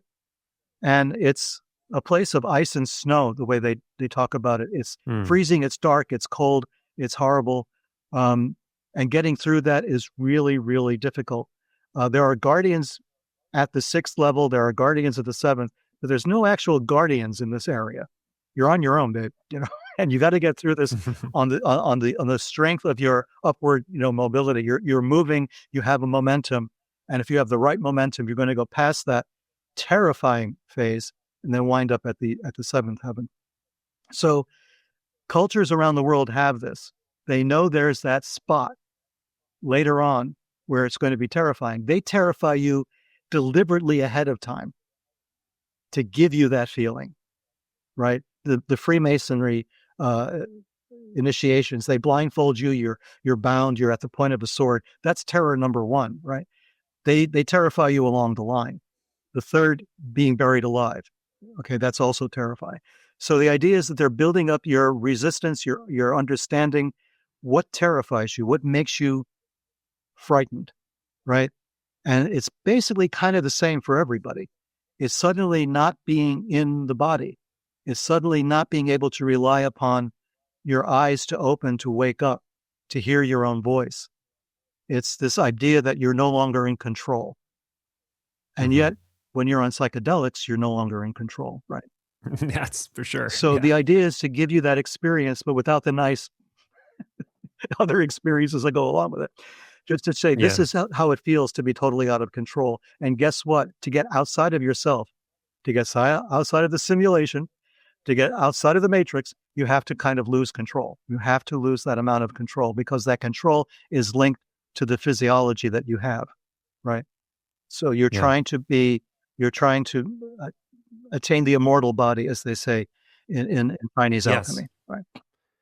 Well, yeah, in Chinese alchemy, but also again in Western esotericism, there's this idea of like the star body of like a kind of self apotheosis that can happen. Even Jung talks about it in the Red Book through Philemon. This idea of the principium individuationis, which we know exoterically as individuation, the process of becoming, becoming an individual and finding purpose in my kind of true. It is that, but it's also literally this Gnostic text that he published under pseudonymous, who was it? Basilides of Alexandria. And, this wise old man figure literally speaking to the dead, saying, unless you become an immortal star, you attain individuation, you will dissolve back into the pleroma and become nothing, basically. And, I guess the thing that I'm always so curious about, as someone who, yes, I've had altered states. I have experienced things that I was like, okay, that could be possible. But then I've had a couple of experiences like the one I just mentioned, where I'm like, no, holy shit, it's real. It's not, it's not just a story. But the experiences that I haven't had that still intrigue me most, one is this like grammatical cosmic ascent ritual that you're pointing to that seems to be across cultures. And two is, what does this mean to attain this non-physical body? I mean, it's again talked about throughout so many different cultures. In the Asclepius, you have Hermes talking about being reborn into the nous. Of course, this was also an idea among Platonists that you and I think largely we can say that maybe Timaeus is like where probably one of the earliest sources we find this, that the divine mind, the good version of the demiurge is making the cosmos, and with each human soul there's this corresponding star, home star, and that you can reach immortality somehow by waking up to that somehow. Or maybe not even immortality, but you come online in a more real soul sense or something. I'm babbling on here, but I think I'm leaving enough on the table without even needing to point a specific question toward you, because I'm sure. Sure. Well, I mean, this is part of what it means to be human. This is everyone's birthright, right? This is who we are. This aspect of ourselves that we're talking around. And when I say we, I don't mean you and I mean in general. We talk around it. We talk around like individuation, Jungian individuation, right? It means this. It means this. It has no meaning for you except intellectually, right? Until you experience just a piece of it. When you experience a piece of it, suddenly it all starts to make sense. And what you're reading is not a fairy tale anymore. It's not a philosophical treatise. It's not some intellectualization. It's a roadmap, right? Suddenly what you were looking at before as a kind of curiosity suddenly becomes an instruction manual. And people don't appreciate that enough, I think, because in order for you to appreciate that, you had to done a few of the exercises, right? You have to have gone through a few of the pages of that instruction manual and seen the experience yourself. It is part of who we are. It's part of what it means to be human. We've become numb to it for a lot of reasons. And I pointed this out in other places that, our DNA molecule does not want us to have these experiences, right? I mean, the DNA molecule wants us to reproduce and die, just make more DNA and get out of the way. And that's the selfish gene, as I think Hawkins has put it. So it wants all of life for itself. But there's another aspect of us that's not satisfied with this, you're born, you live, you die, and that's it. It's all over, right? There's part of us that is not part of our genetic heritage. It's another heritage that we carry with us that's got virtually nothing to do with the DNA. We recognize the DNA, we see it. We have seen the DNA for thousands of years. We've drawn pictures of the DNA double helix since the beginning of time without knowing what it meant, only that it meant life, only that it meant creation. The Chinese have an old diagram. I talk about this in different places. It's the male and female, the father and mother gods, right? And they're like human beings from the head to the torso. But then after that, they're serpent tails, and they wrap around each other as a double helix. The double helix wasn't discovered as the DNA molecule until the 20th century, the middle of the 20th century. But these diagrams go back hundreds and sometimes thousands of years. The double helix was a symbol you'll find on the Greek Orthodox and Russian Orthodox bishop staff, right? It's Asclepius. It goes back. Caduceus. And Asclepius, right? It goes back to all of that. So we knew it was there, right? We knew that it represented our physical life on this planet.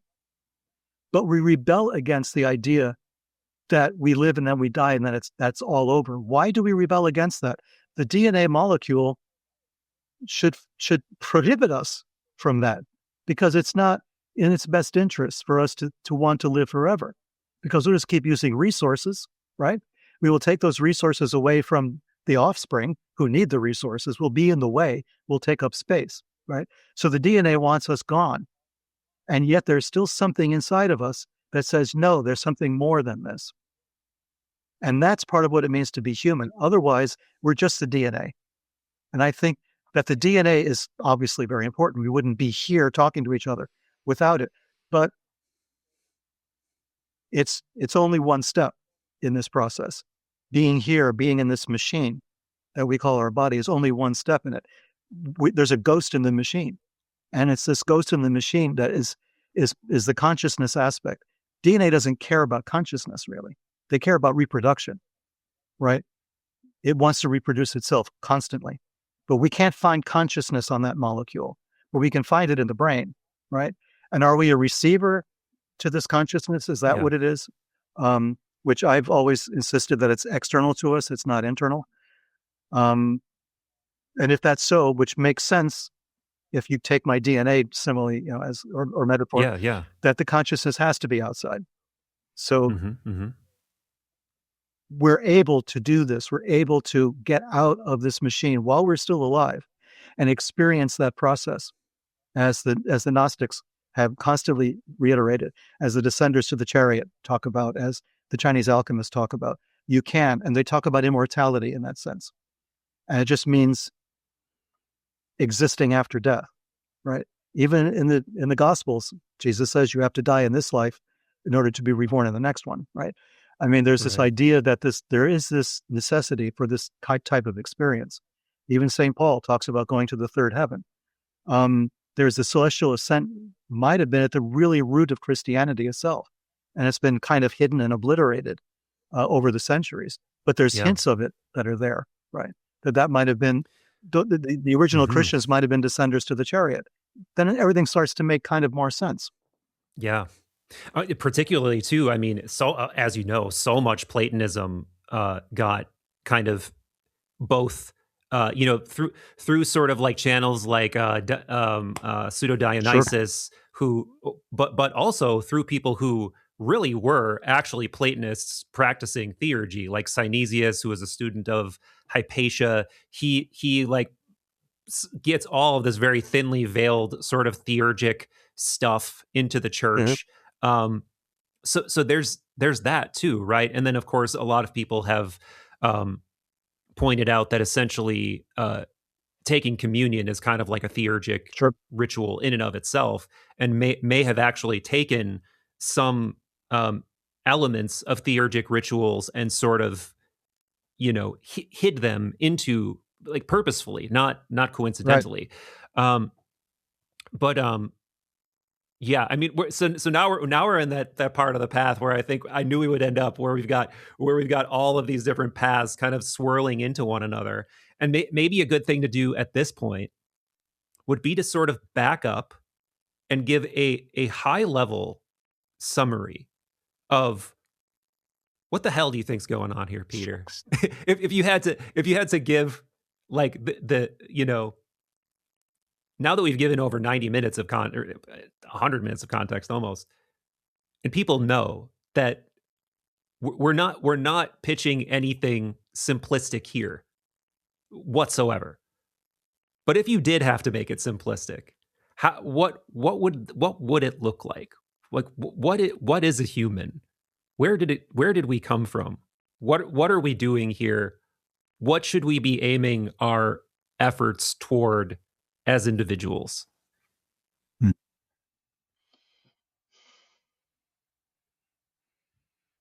It's a tough question, because no matter what I say or how I say it, it'll be misconstrued of necessity. People will bring their own ideas to it and reinterpret. No matter what I say, it's wrong. We're not here by accident, but we are. We are not here to get off planet, but we are. So much of who we are as humans is not here. If we think that we are receivers of consciousness, for instance, where is the consciousness? Is it located somewhere? Yeah. Is it located in the universe as we understand it? Is there a parallel universe? Is it outside of everything we think of that comprises universe? Is it a step outside? Is it that step that you felt when you felt that terror? Was that you going to where the consciousness is, right? And is it uncoupled from the physical world that we think we inhabit? The UFO phenomenon is a wake-up call. It's always been here, but the fact that we're all talking about it now, that we're uploading videos, we're uploading photographs, there are people talking about disclosure. There's government people, military people, there's scientists, there's philosophers, there's psychics, there's mediums, there's God knows what. Everybody talking about this kind of thing now. Mainstream media talking about it. Being forced, there was the article in The Economist, right, saying the Bank of England's got to figure out how to handle the financial situation if it's revealed that there's, alien life, right? How do we make sure that we keep the pound floating, and everything, and, everybody has food on the table? Is there going to be a panic? Will there be run on the banks? The Economist, right, publishing an article like that just like a week ago or so. Yeah, that's crazy. So we're in that place now, right? So what does it mean to us? What do we think this means? What is the alien? Is it like Ray Bradbury said in his Martian Chronicles? We land on Mars, we realize we're the aliens, right? We're the Martians. We've always been the Martians. Is that what this is all about? Are we the remnants of a Martian civilization? All of these things, right? Who cares? Right? We're going to spend our lifetime trying to figure this out. Why? We can have direct access to the information ourselves, right? As you did, as was happening to you. You're on the way to having that direct access to have all the information that you need that way, right? But we're talking to our fellow human beings, and we're trying to make this accessible to our fellow humans because we want everybody to stop, shooting at each other, stop criticizing each other, stop ridiculing each other, stop insulting everybody else, because we're all on the same ship, right? We're all on the same boat, I'm not saying the boat is Yeah. sinking, but I'm saying it could if we keep doing this. So we all have a responsibility, an opportunity to make things a little easier so that we can then pursue this type of research, this type of self-research, let's put it that way. It doesn't cost anything, right? It's Right. actually free, Right. you know? All you have to do, Unless you need to go, yeah, unless you need to go on a retreat or something. well, But yeah, yeah, I mean, it's internal. You're yes. manipulating your own consciousness, right? Instead of your consciousness manipulating you. So you have this ability to do it. The UFO is sitting there basically showing us this, saying, peekaboo, now we're here, now we're Yeah. not. What are we? What do you think we are, right? Showing up and abducting people and telling them weird stories, and people coming away frightened and terrified. As I said, the terror is the first part, right? It's the step on the way. Uh, I don't know if you talked to Whitley Strieber, right? Not yet. No. There's an idea of a person who his entire life, at least since the 70s, has been devoted to trying to interpret and understand and talk about this phenomenon on a personal way, and a personal level. Talk about the abductions, talk about the initial fear, the initial terror, and how that ameliorated over time, right? There are people out there talking about it this way. The UFO phenomenon could be just our initiatory experience as a planet, right? Whether Right. you're in Brazil Right. or whether you're in Russia, whether you're in the Middle East, whether you're in a small children's school in Africa or whatever, these things are just showing up and appearing. These experiences are taking place. And if we keep insisting they're aliens from another planet, we're going to lose track of this completely. We're going to lose Hmm. control of this in our own minds because we're insisting on anthropomorphizing this experience. And that's going to be a big mistake too. Putting it in our human terms that we can deal with and then saying, no, it can't be. Well, yeah, well, no, it can't, right? Aliens from other planet. Yeah, maybe, who knows, who cares? That's not the point. When you insist Hmm. on that, you're going to get a Neil deGrasse Tyson saying, well, that's impossible because they can't travel faster than the speed of light, and on and on. That's Right. not the point, right? Maybe they did travel within limits of the speed of light hundreds of thousands of years ago, and they landed here, right? Why isn't that the possibility? I mean, the problem is you get caught in these arguments, and they're circular arguments, and they go around in circles, and you can't get out of it. Stop wondering about that aspect, what planet they came from, what star system, how many alien races there are. Are you kidding me? Right? We don't know how many human races there are. We don't know what the definition of race is. And we're trying to Right. say, oh, Right. there's definitely 6 or 7 alien races. Give me a break. Right? Yeah. Right. What anthropologist among us has come up with that? No, that's not, it makes me nuts when I hear stuff like this. Yeah.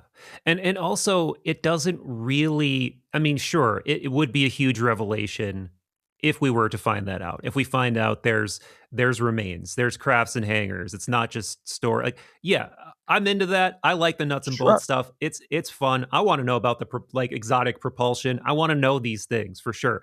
But you know what I want to know even more are the questions that will still remain if that is the Right. fact. And they are these existential spiritual questions about consciousness, the nature of existence, our souls, what this is, what death is, etc. Um, and that's what I love about your work is that you find a way to ask those questions within the milieu of the phenomena. But I want to go back to what you said with the very first thing you said when I asked you that question, which was we're not here by accident, but we are. And my mind immediately goes to a few, like there's a few different possibilities in my mind on what you mean there. And some are my own kind of prognostication on what I'm into, and some are like things I've read in your book. But what did you mean by that? Hmm. This is the part that's the problem, right? Right. Trying to explain a Zen koan. Yeah. What was your face before your parents were born? Um, Right. okay. We're here as a result of the genetic code of our parents, right? Yeah. And there's this mixture of the two elements, right, which create this person. It's very alchemical. The alchemists understood how that works. Go back to Zosimus, go back before, right? Yeah. So we know this is how it works. Okay. So these two things. So that's very deliberate. Two people deliberately created this person. So far, two people. Okay. We're very close to it being test tube, but right now, for the sake of argument, two people. So two people, a person is created with a specific DNA sequence. Does that have anything at all to do with the consciousness aspect? Right? You went to a store and you bought a radio. That radio was created by somebody. Okay. You didn't create the radio. You bought the radio. Yeah. You have the radio. You turn on the radio. Those of us who still use radios, I guess I have to qualify that. So you turn on the radio and you're at a specific station, right? All of that was pre-planned. The radio was built by somebody else. You now have the radio. You've turned on the radio. That was a deliberate will. You've turned on the radio. And whatever station was already pre-programmed in that radio is the station you're listening to. How many of us turn on the radio and leave it at that station? We don't. We look for a station we like, right? We keep going through up and down the dial. And then we find a station that we like and we stay on that station. Maybe for a while, maybe forever, who knows? The accident was the radio. You had no control over that. This radio accidentally now exists from your perspective. You have no idea what went into making that radio. You were not involved in that process at all. It's suddenly there. Your control is on which stations you're going to listen to, right? So our consciousness is that. Our consciousness has been preset to a certain station. Most of us just listen to that station, and that's it. We don't go beyond that. We think that's the only station there is. And we think that when that station stops broadcasting, that's it, right? If that radio is damaged, that's it. There's no more radio. There's no more broadcast. There's no more station. The music has stopped, right? And that's wrong. The stations are still broadcasting. Our consciousness is still there. Our consciousness can still tune into all of that, right? With or without the radio. We don't really need the radio to do this. But, here's the but. This is what the ancients were talking about in the descent to the chariot and all the celestial ascent. We are individually capable, whether this is advisable or not, and you're going to get people who say it's not, we are capable of making that decision, of making the decision of what station we want to listen to after the radio is broken. We can still listen to whatever station we want to. What's a good way of keeping the metaphor intact? Maybe it's something like, maybe a computer metaphor would be better, because it does the same thing, right? It tunes in to a pre-existing signal. Right. And then you can also have like a virtual machine, right? Like that is not a fit. Like, but I guess the problem with that analogy is the virtual machine still exists within some other machine. Right. But for the sake of what you're trying to say, I think I'm following in terms of there is a way to. I assume you're kind of gesturing toward this idea of having the mystical second birth, yes, and before death, right. And that if one can accomplish this, you go on because you've learned to kind of navigate the realm of the broadcasts, right, to continue this metaphor. But the fact that we're even here physically is sort of a weird epiphenomena, and maybe even kind of an accident, right, of these higher processes. I mean, that's what Plotinus thought, right? He thought it was soul fall, right, and like he would become. There's a part of the Enneads where he talks about being perplexed as to how he's able to still be in this body, but then also be walking in the noetic, as he called it, or something like that. Yeah. And that's me trying to extricate myself from the accident metaphor in such a way that it still makes sense. We want to believe we will live forever, right? We want to believe our consciousness will exist after we're gone. We like this idea that our identity remains intact. The problem is our identity is not that great a thing to hold on to necessarily. Right. Yeah. There is something deeper in us that's beneath that mask of the identity, right? But we've mistaken the identity for the self. We've mistaken what we see in the mirror as who we are. And as long as we're making that mistake, we're stuck on that one channel, right? Yeah.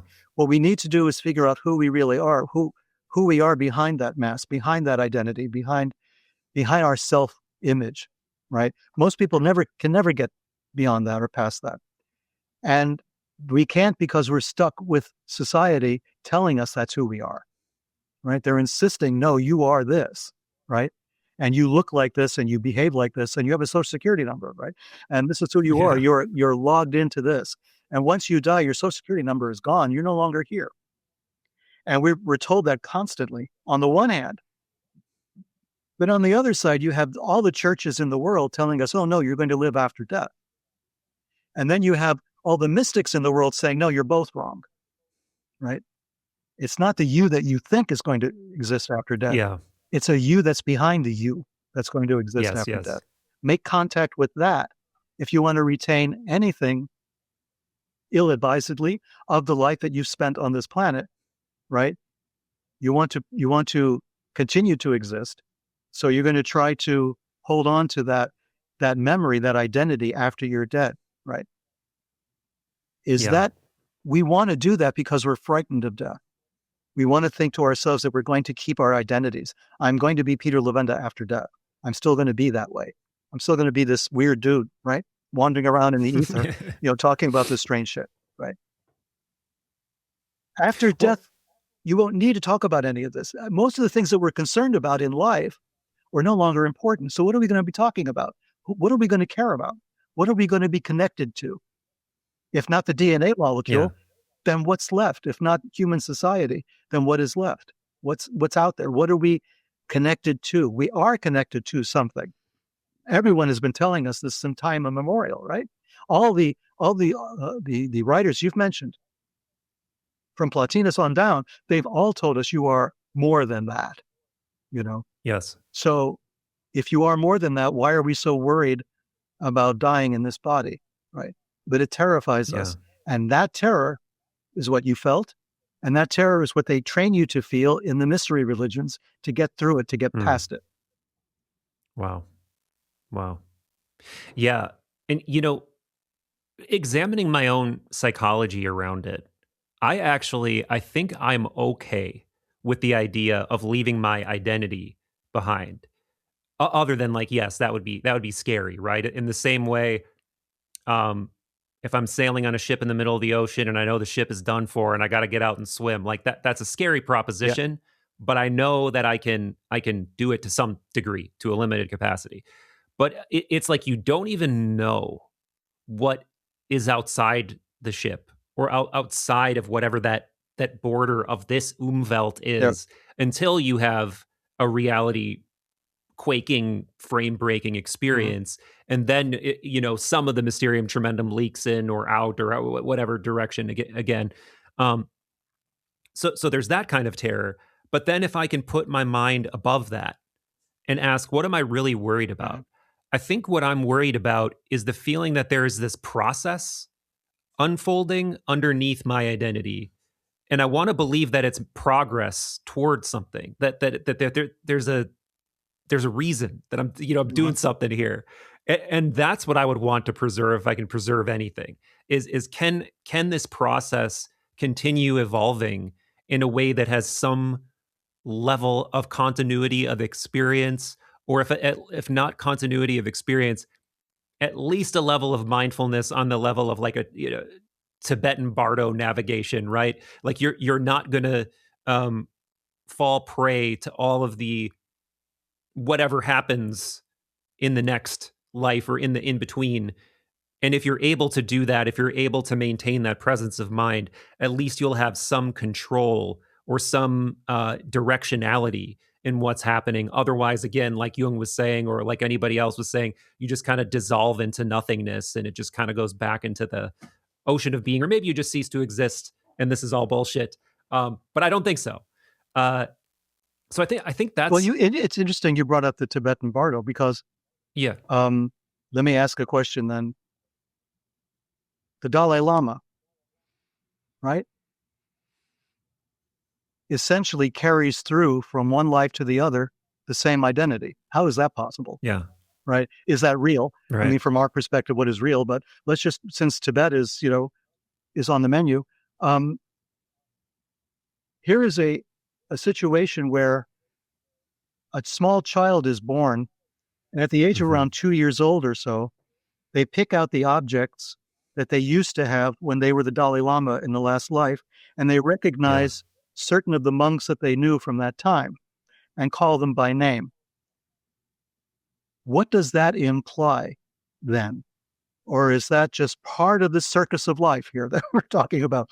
Or is that something specific to what you're talking about? I know somebody who knows the Dalai Lama, an old professor of mine, very close friend. I mean, introduced the Dalai Lama when he came to South Florida about 10 years ago or so. And he prefaced the introduction to the Dalai Lama, was at a synagogue actually in Miami, and prefaced the remarks by saying that the Dalai Lama was now in the process of performing a specific type of yoga that would enable him to retain his consciousness after death so that he could be reborn. And that's a yoga that exists. You can look it up. I think it's called Foa yoga. And what you do is you basically create this vehicle for your consciousness to be in this vehicle, and then it gets reborn into another person.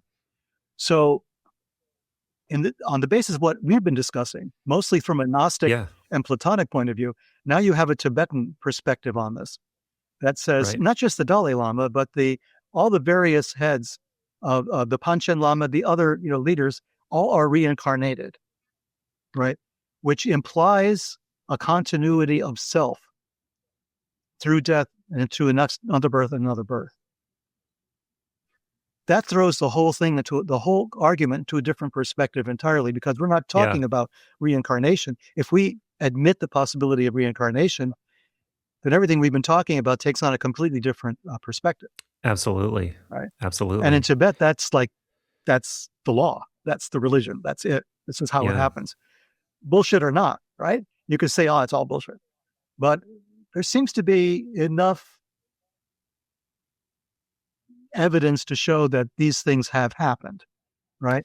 Yeah. And I'm assuming you've come across, I forget, it's right on the tip of my tongue, but he's the professor from University of Virginia who has done a huge amount of past life research and documented it exhaustively to a point where it looks unbelievably compelling.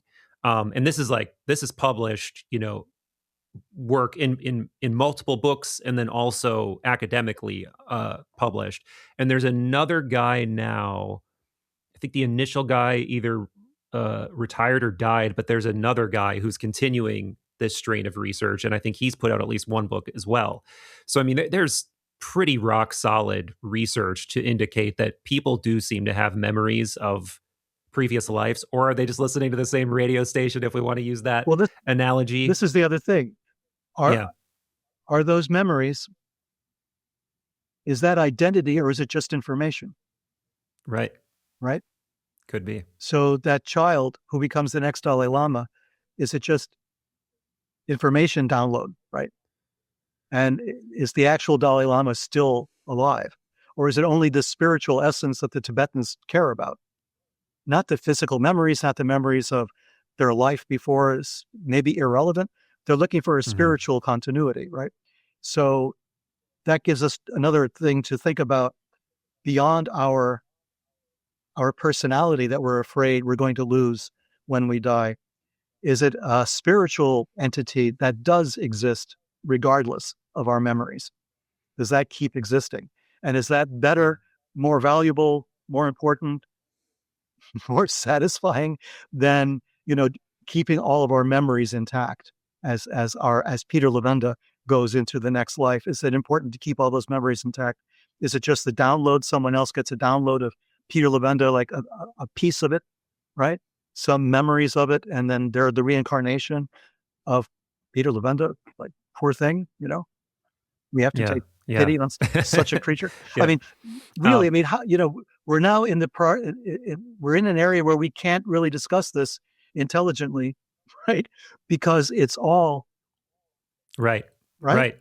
And yeah, it leads to a kind of ontological it's like the Platonic dialogues that would end on aporia, right? Yeah. We didn't get an Right. answer, but it's like we're brushing up against Yes. these core questions of the mystery that sort of really seem to indicate like, hey, there's a wall here, Mhm. which means there's something on the other side of the wall, which is like in and of itself is quite a revelation.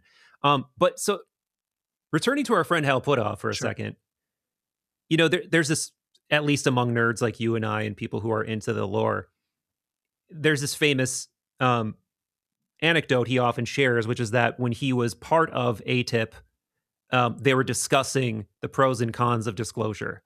And they landed on there are way, way more cons than pros. Therefore, we should not do it. And that leads to another fork in the road, which is what we're talking about the ontological disorientation that would occur, which is not necessarily bad. It's just too much for people to contend with. And we don't have, by and large, we don't have the metaphysical sophistication to even begin to understand it. And it would disrupt religions and it would disrupt blah, blah, blah. Or I would say that's the pronoic possibility of the two. Or is it the more paranoid possibility, which is something more like a Gnostic picture in the way people think about it? Like, no, you're kind of trapped here on purpose. You're kind of made to be diminutive and powerless on purpose, maybe through the DNA, through suppressing making your capabilities latent, making your psychical capabilities latent, or your true intellect maybe just more feeble or something like that. And there are higher forces or some kind of guardian class or keepers of the matrix or Plato's cave or whatever that are keeping you here. And you kind of play with both ideas, it feels like to me. But do you have a suspicion that leans more to one than the other? Well, it's all pretty much a Zen koan. Right. That's the problem. When Hal says the cons outweigh the pros, think of this conversation you and I are having. Now let's have that conversation with everybody. Let's say a government functionary comes out and says, we are not alone in the universe, right? There are aliens. We have craft. We have bodies. Okay, what's the next question? What's the question everybody starts asking after that? There is no one question. Everybody freaks out. These people want to know about this. Is there a God? Are there angels? Are there demons? What planet did they come from? Are they going to kill us? Do we have an agreement with them? How many of them are there? Where do they come from? Can we find them? Can we kill them? What? All these things those are the cons, right? There's a huge number of cons because we don't have a shared understanding of reality to the point where we can fine tune it a little bit to accommodate the alien presence. The alien presence is like this boulder that drops from the heavens and makes a big hole in the ground, right? And we've got to figure out what that is. So that's the con. There's no common language that we share on this stuff. I mean, the level of education in the world is generally not that good, right? No. And it's culturally loaded for the most part. It's been kind of watered down because of technology and stuff. So these eternal questions, these very crucial questions, we need people not only to tell us these things, we need people to understand what the answers are. Right. And we don't have people to understand what the answers are. We don't understand the questions for the most part. So if someone gives you an answer and says, well, it's like this, that's just going to create even more confusion. Can you imagine people listening to what we're saying? And like, we're the government, right? And we're the government people, and we're, let's say I'm the reporter and you're the guy from the CIA, and you're telling us what it is, and they're listening to this. Ooh, there's probably a couple people who think that's true anyway. or probably the other way around, honestly. Yeah. Well, let's just say that's what's going on, right? So,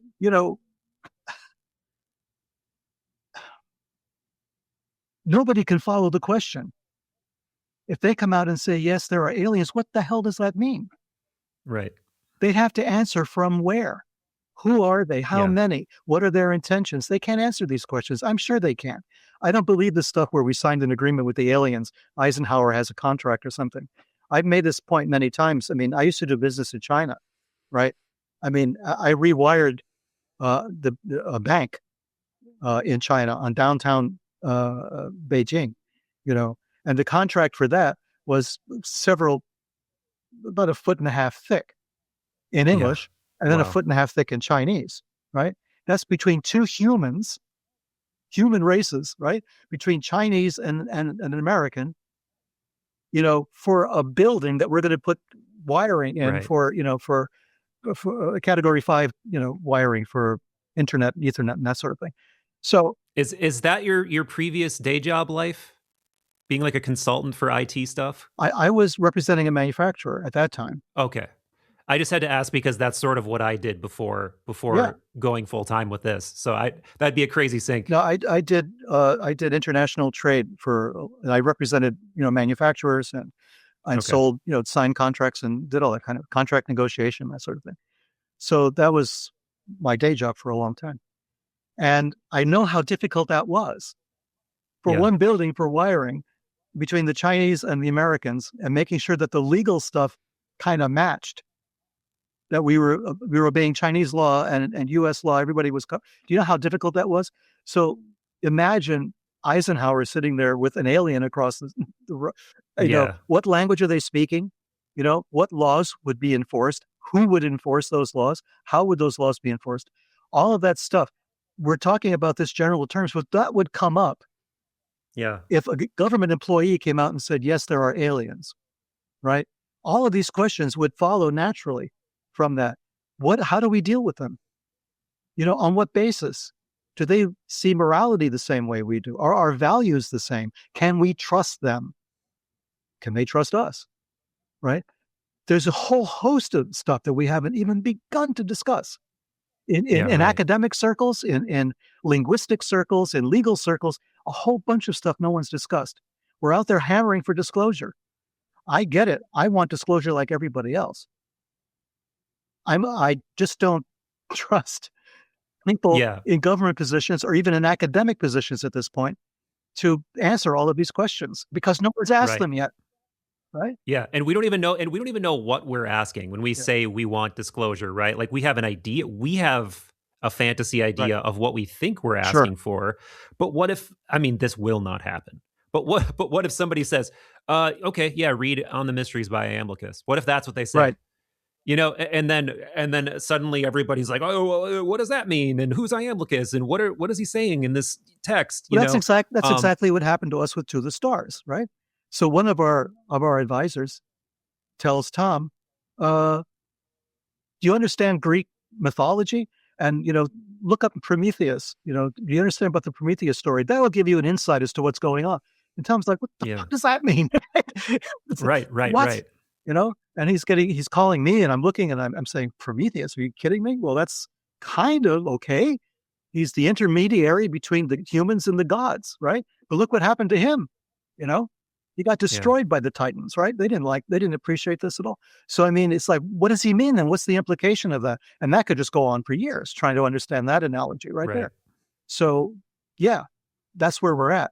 So don't get me wrong. I want disclosure like everyone else. Somebody come out and tell us what's happening, right?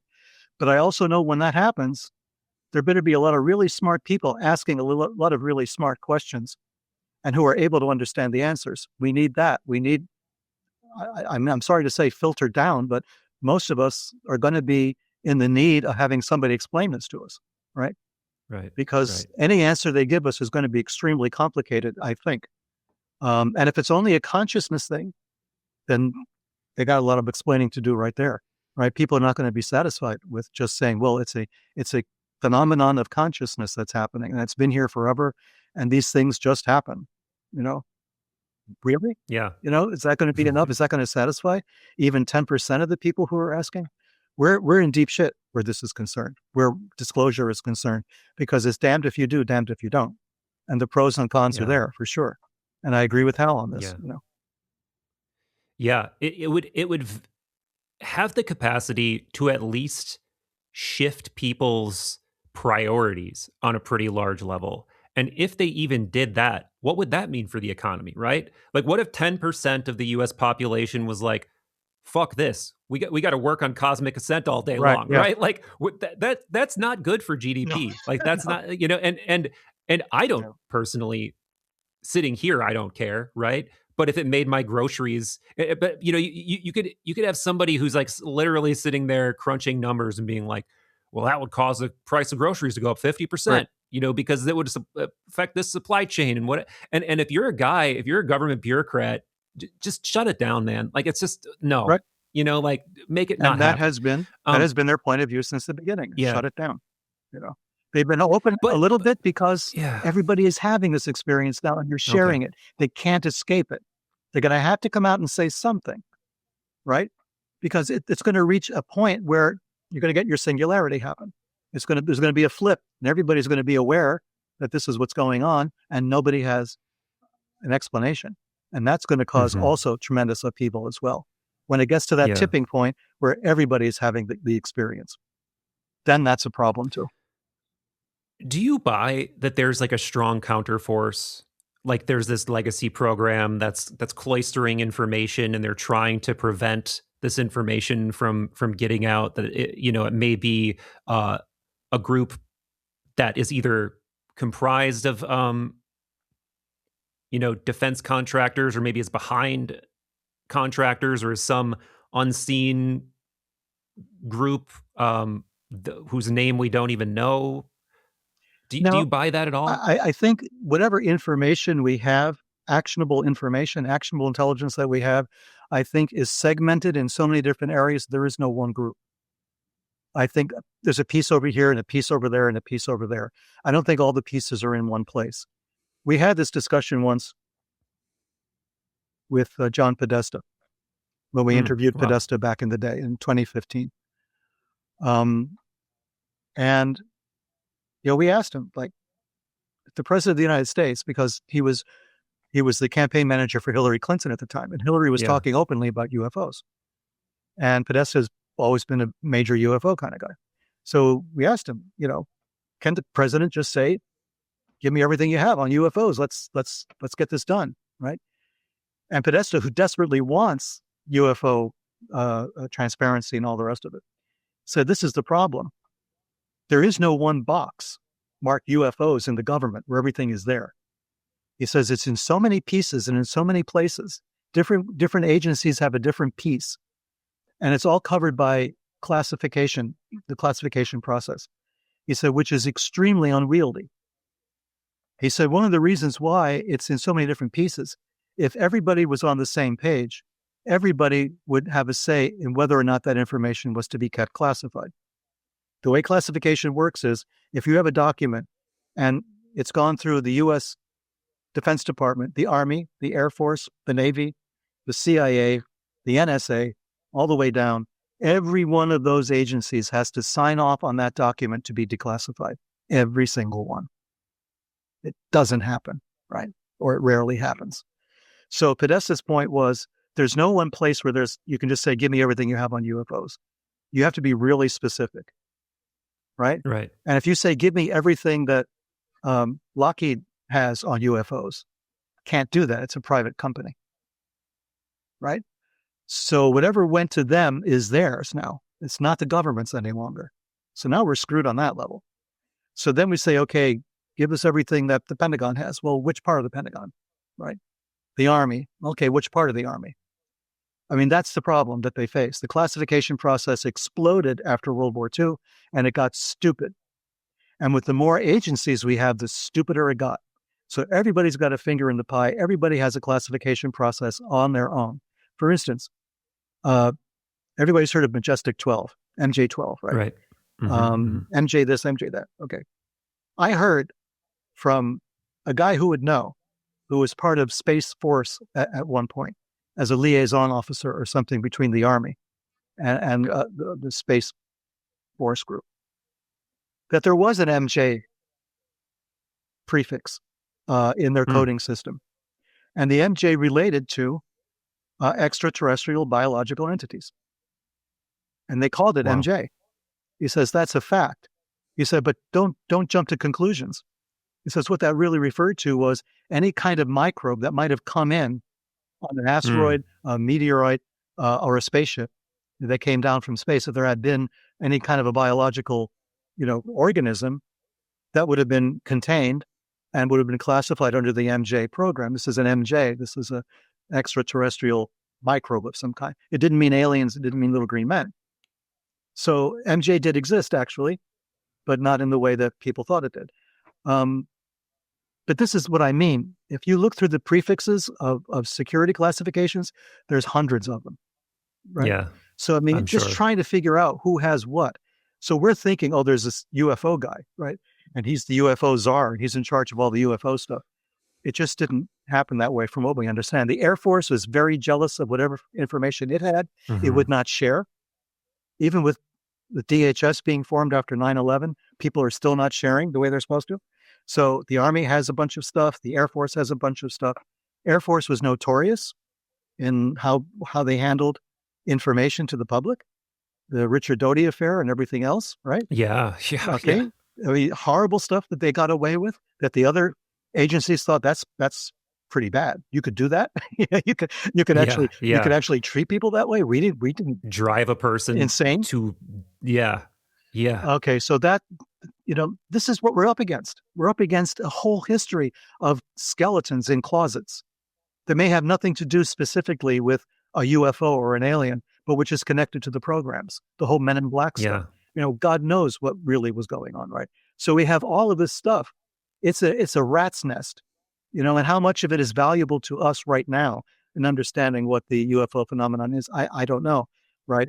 But if they start getting disclosure that way, heads will roll probably, right? Yeah. So we have that to deal with. And Vanessa was saying he wants disclosure. I mean, that's his whole thing, was to have disclosure.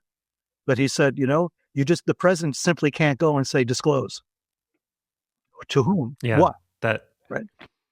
That makes so much sense, man. And it, just that it's so much more complex and multifaceted than we can even begin to appreciate or understand. And yet, something like Tom and you being told to look into Prometheus does feel like, no, there's something large that is known. I would say there's a mythology within the government where this is concerned. Like there's a kind of a general agreement on the vague outlines of what the phenomenon is. Probably closer to Vallee and Keel than anything else, but in that area. And I think there's this kind of mythology, like we all on the same page. Number one is what the threat is, if it's revealed, right? Number two, the capacity this phenomenon has to screw with our missile systems, to screw with our communications, to show up when it wants to disappear when it wants to. I think they've built a kind of story around this, which is their model for dealing with it. And I think there's not a lot of necessarily hard data in there, but it's just the experience, the accumulated experience of the last 70 to 80 years that's led to this mythology. And I think that's what they're comfortable with. That's as far as it goes, I think.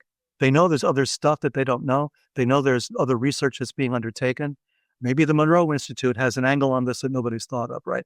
All of this is probably part of and parcel of this, but I think it's part of a mythology. I don't think it's part of like a classified system where there's documents and it's got a classification number and everybody knows what's in it. I think they share information kind of informally about this. Everybody has a piece of something that they're guarding jealously because it's their secret, and they kind of share it, the implications of it at times, but not the actual data. I think Hal has a piece, right? I think Jacques has been kind of open about what he thinks this is. I don't think he's hiding anything, right? Jacques has been kind of open.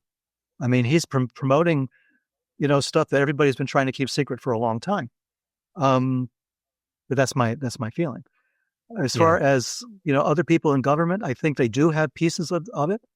I'm sure they have stuff that if they told us would make my hair is already white, but it make your hair grow white. I think there's like shocking things that they have. But I think that in Wow. the end, all of that stuff is not decisive enough to tell us what the phenomenon is. It just can scare us about what it can do. But I don't think it tells us what it is. Did we just hit our point of aporia, I Peter? think so, yes. This has been fantastic, man. And I feel like we're at yet another amazing juncture that I could easily spin into for a part two, which is like we danced around a lot of the comparative mythology stuff and this gestalt picture that it may point to in terms of our origins, in terms of the way we used to contact these things. I mean, you write about this in your book. So I know we could have more conversations just along those lines. Sure. And I haven't even touched the other two books in that series or your other work, which I know I will love. So thank you for this. This was Not awesome. at all. And I would love to do it My again, pleasure. probably many more times. My pleasure. Thanks a lot as well.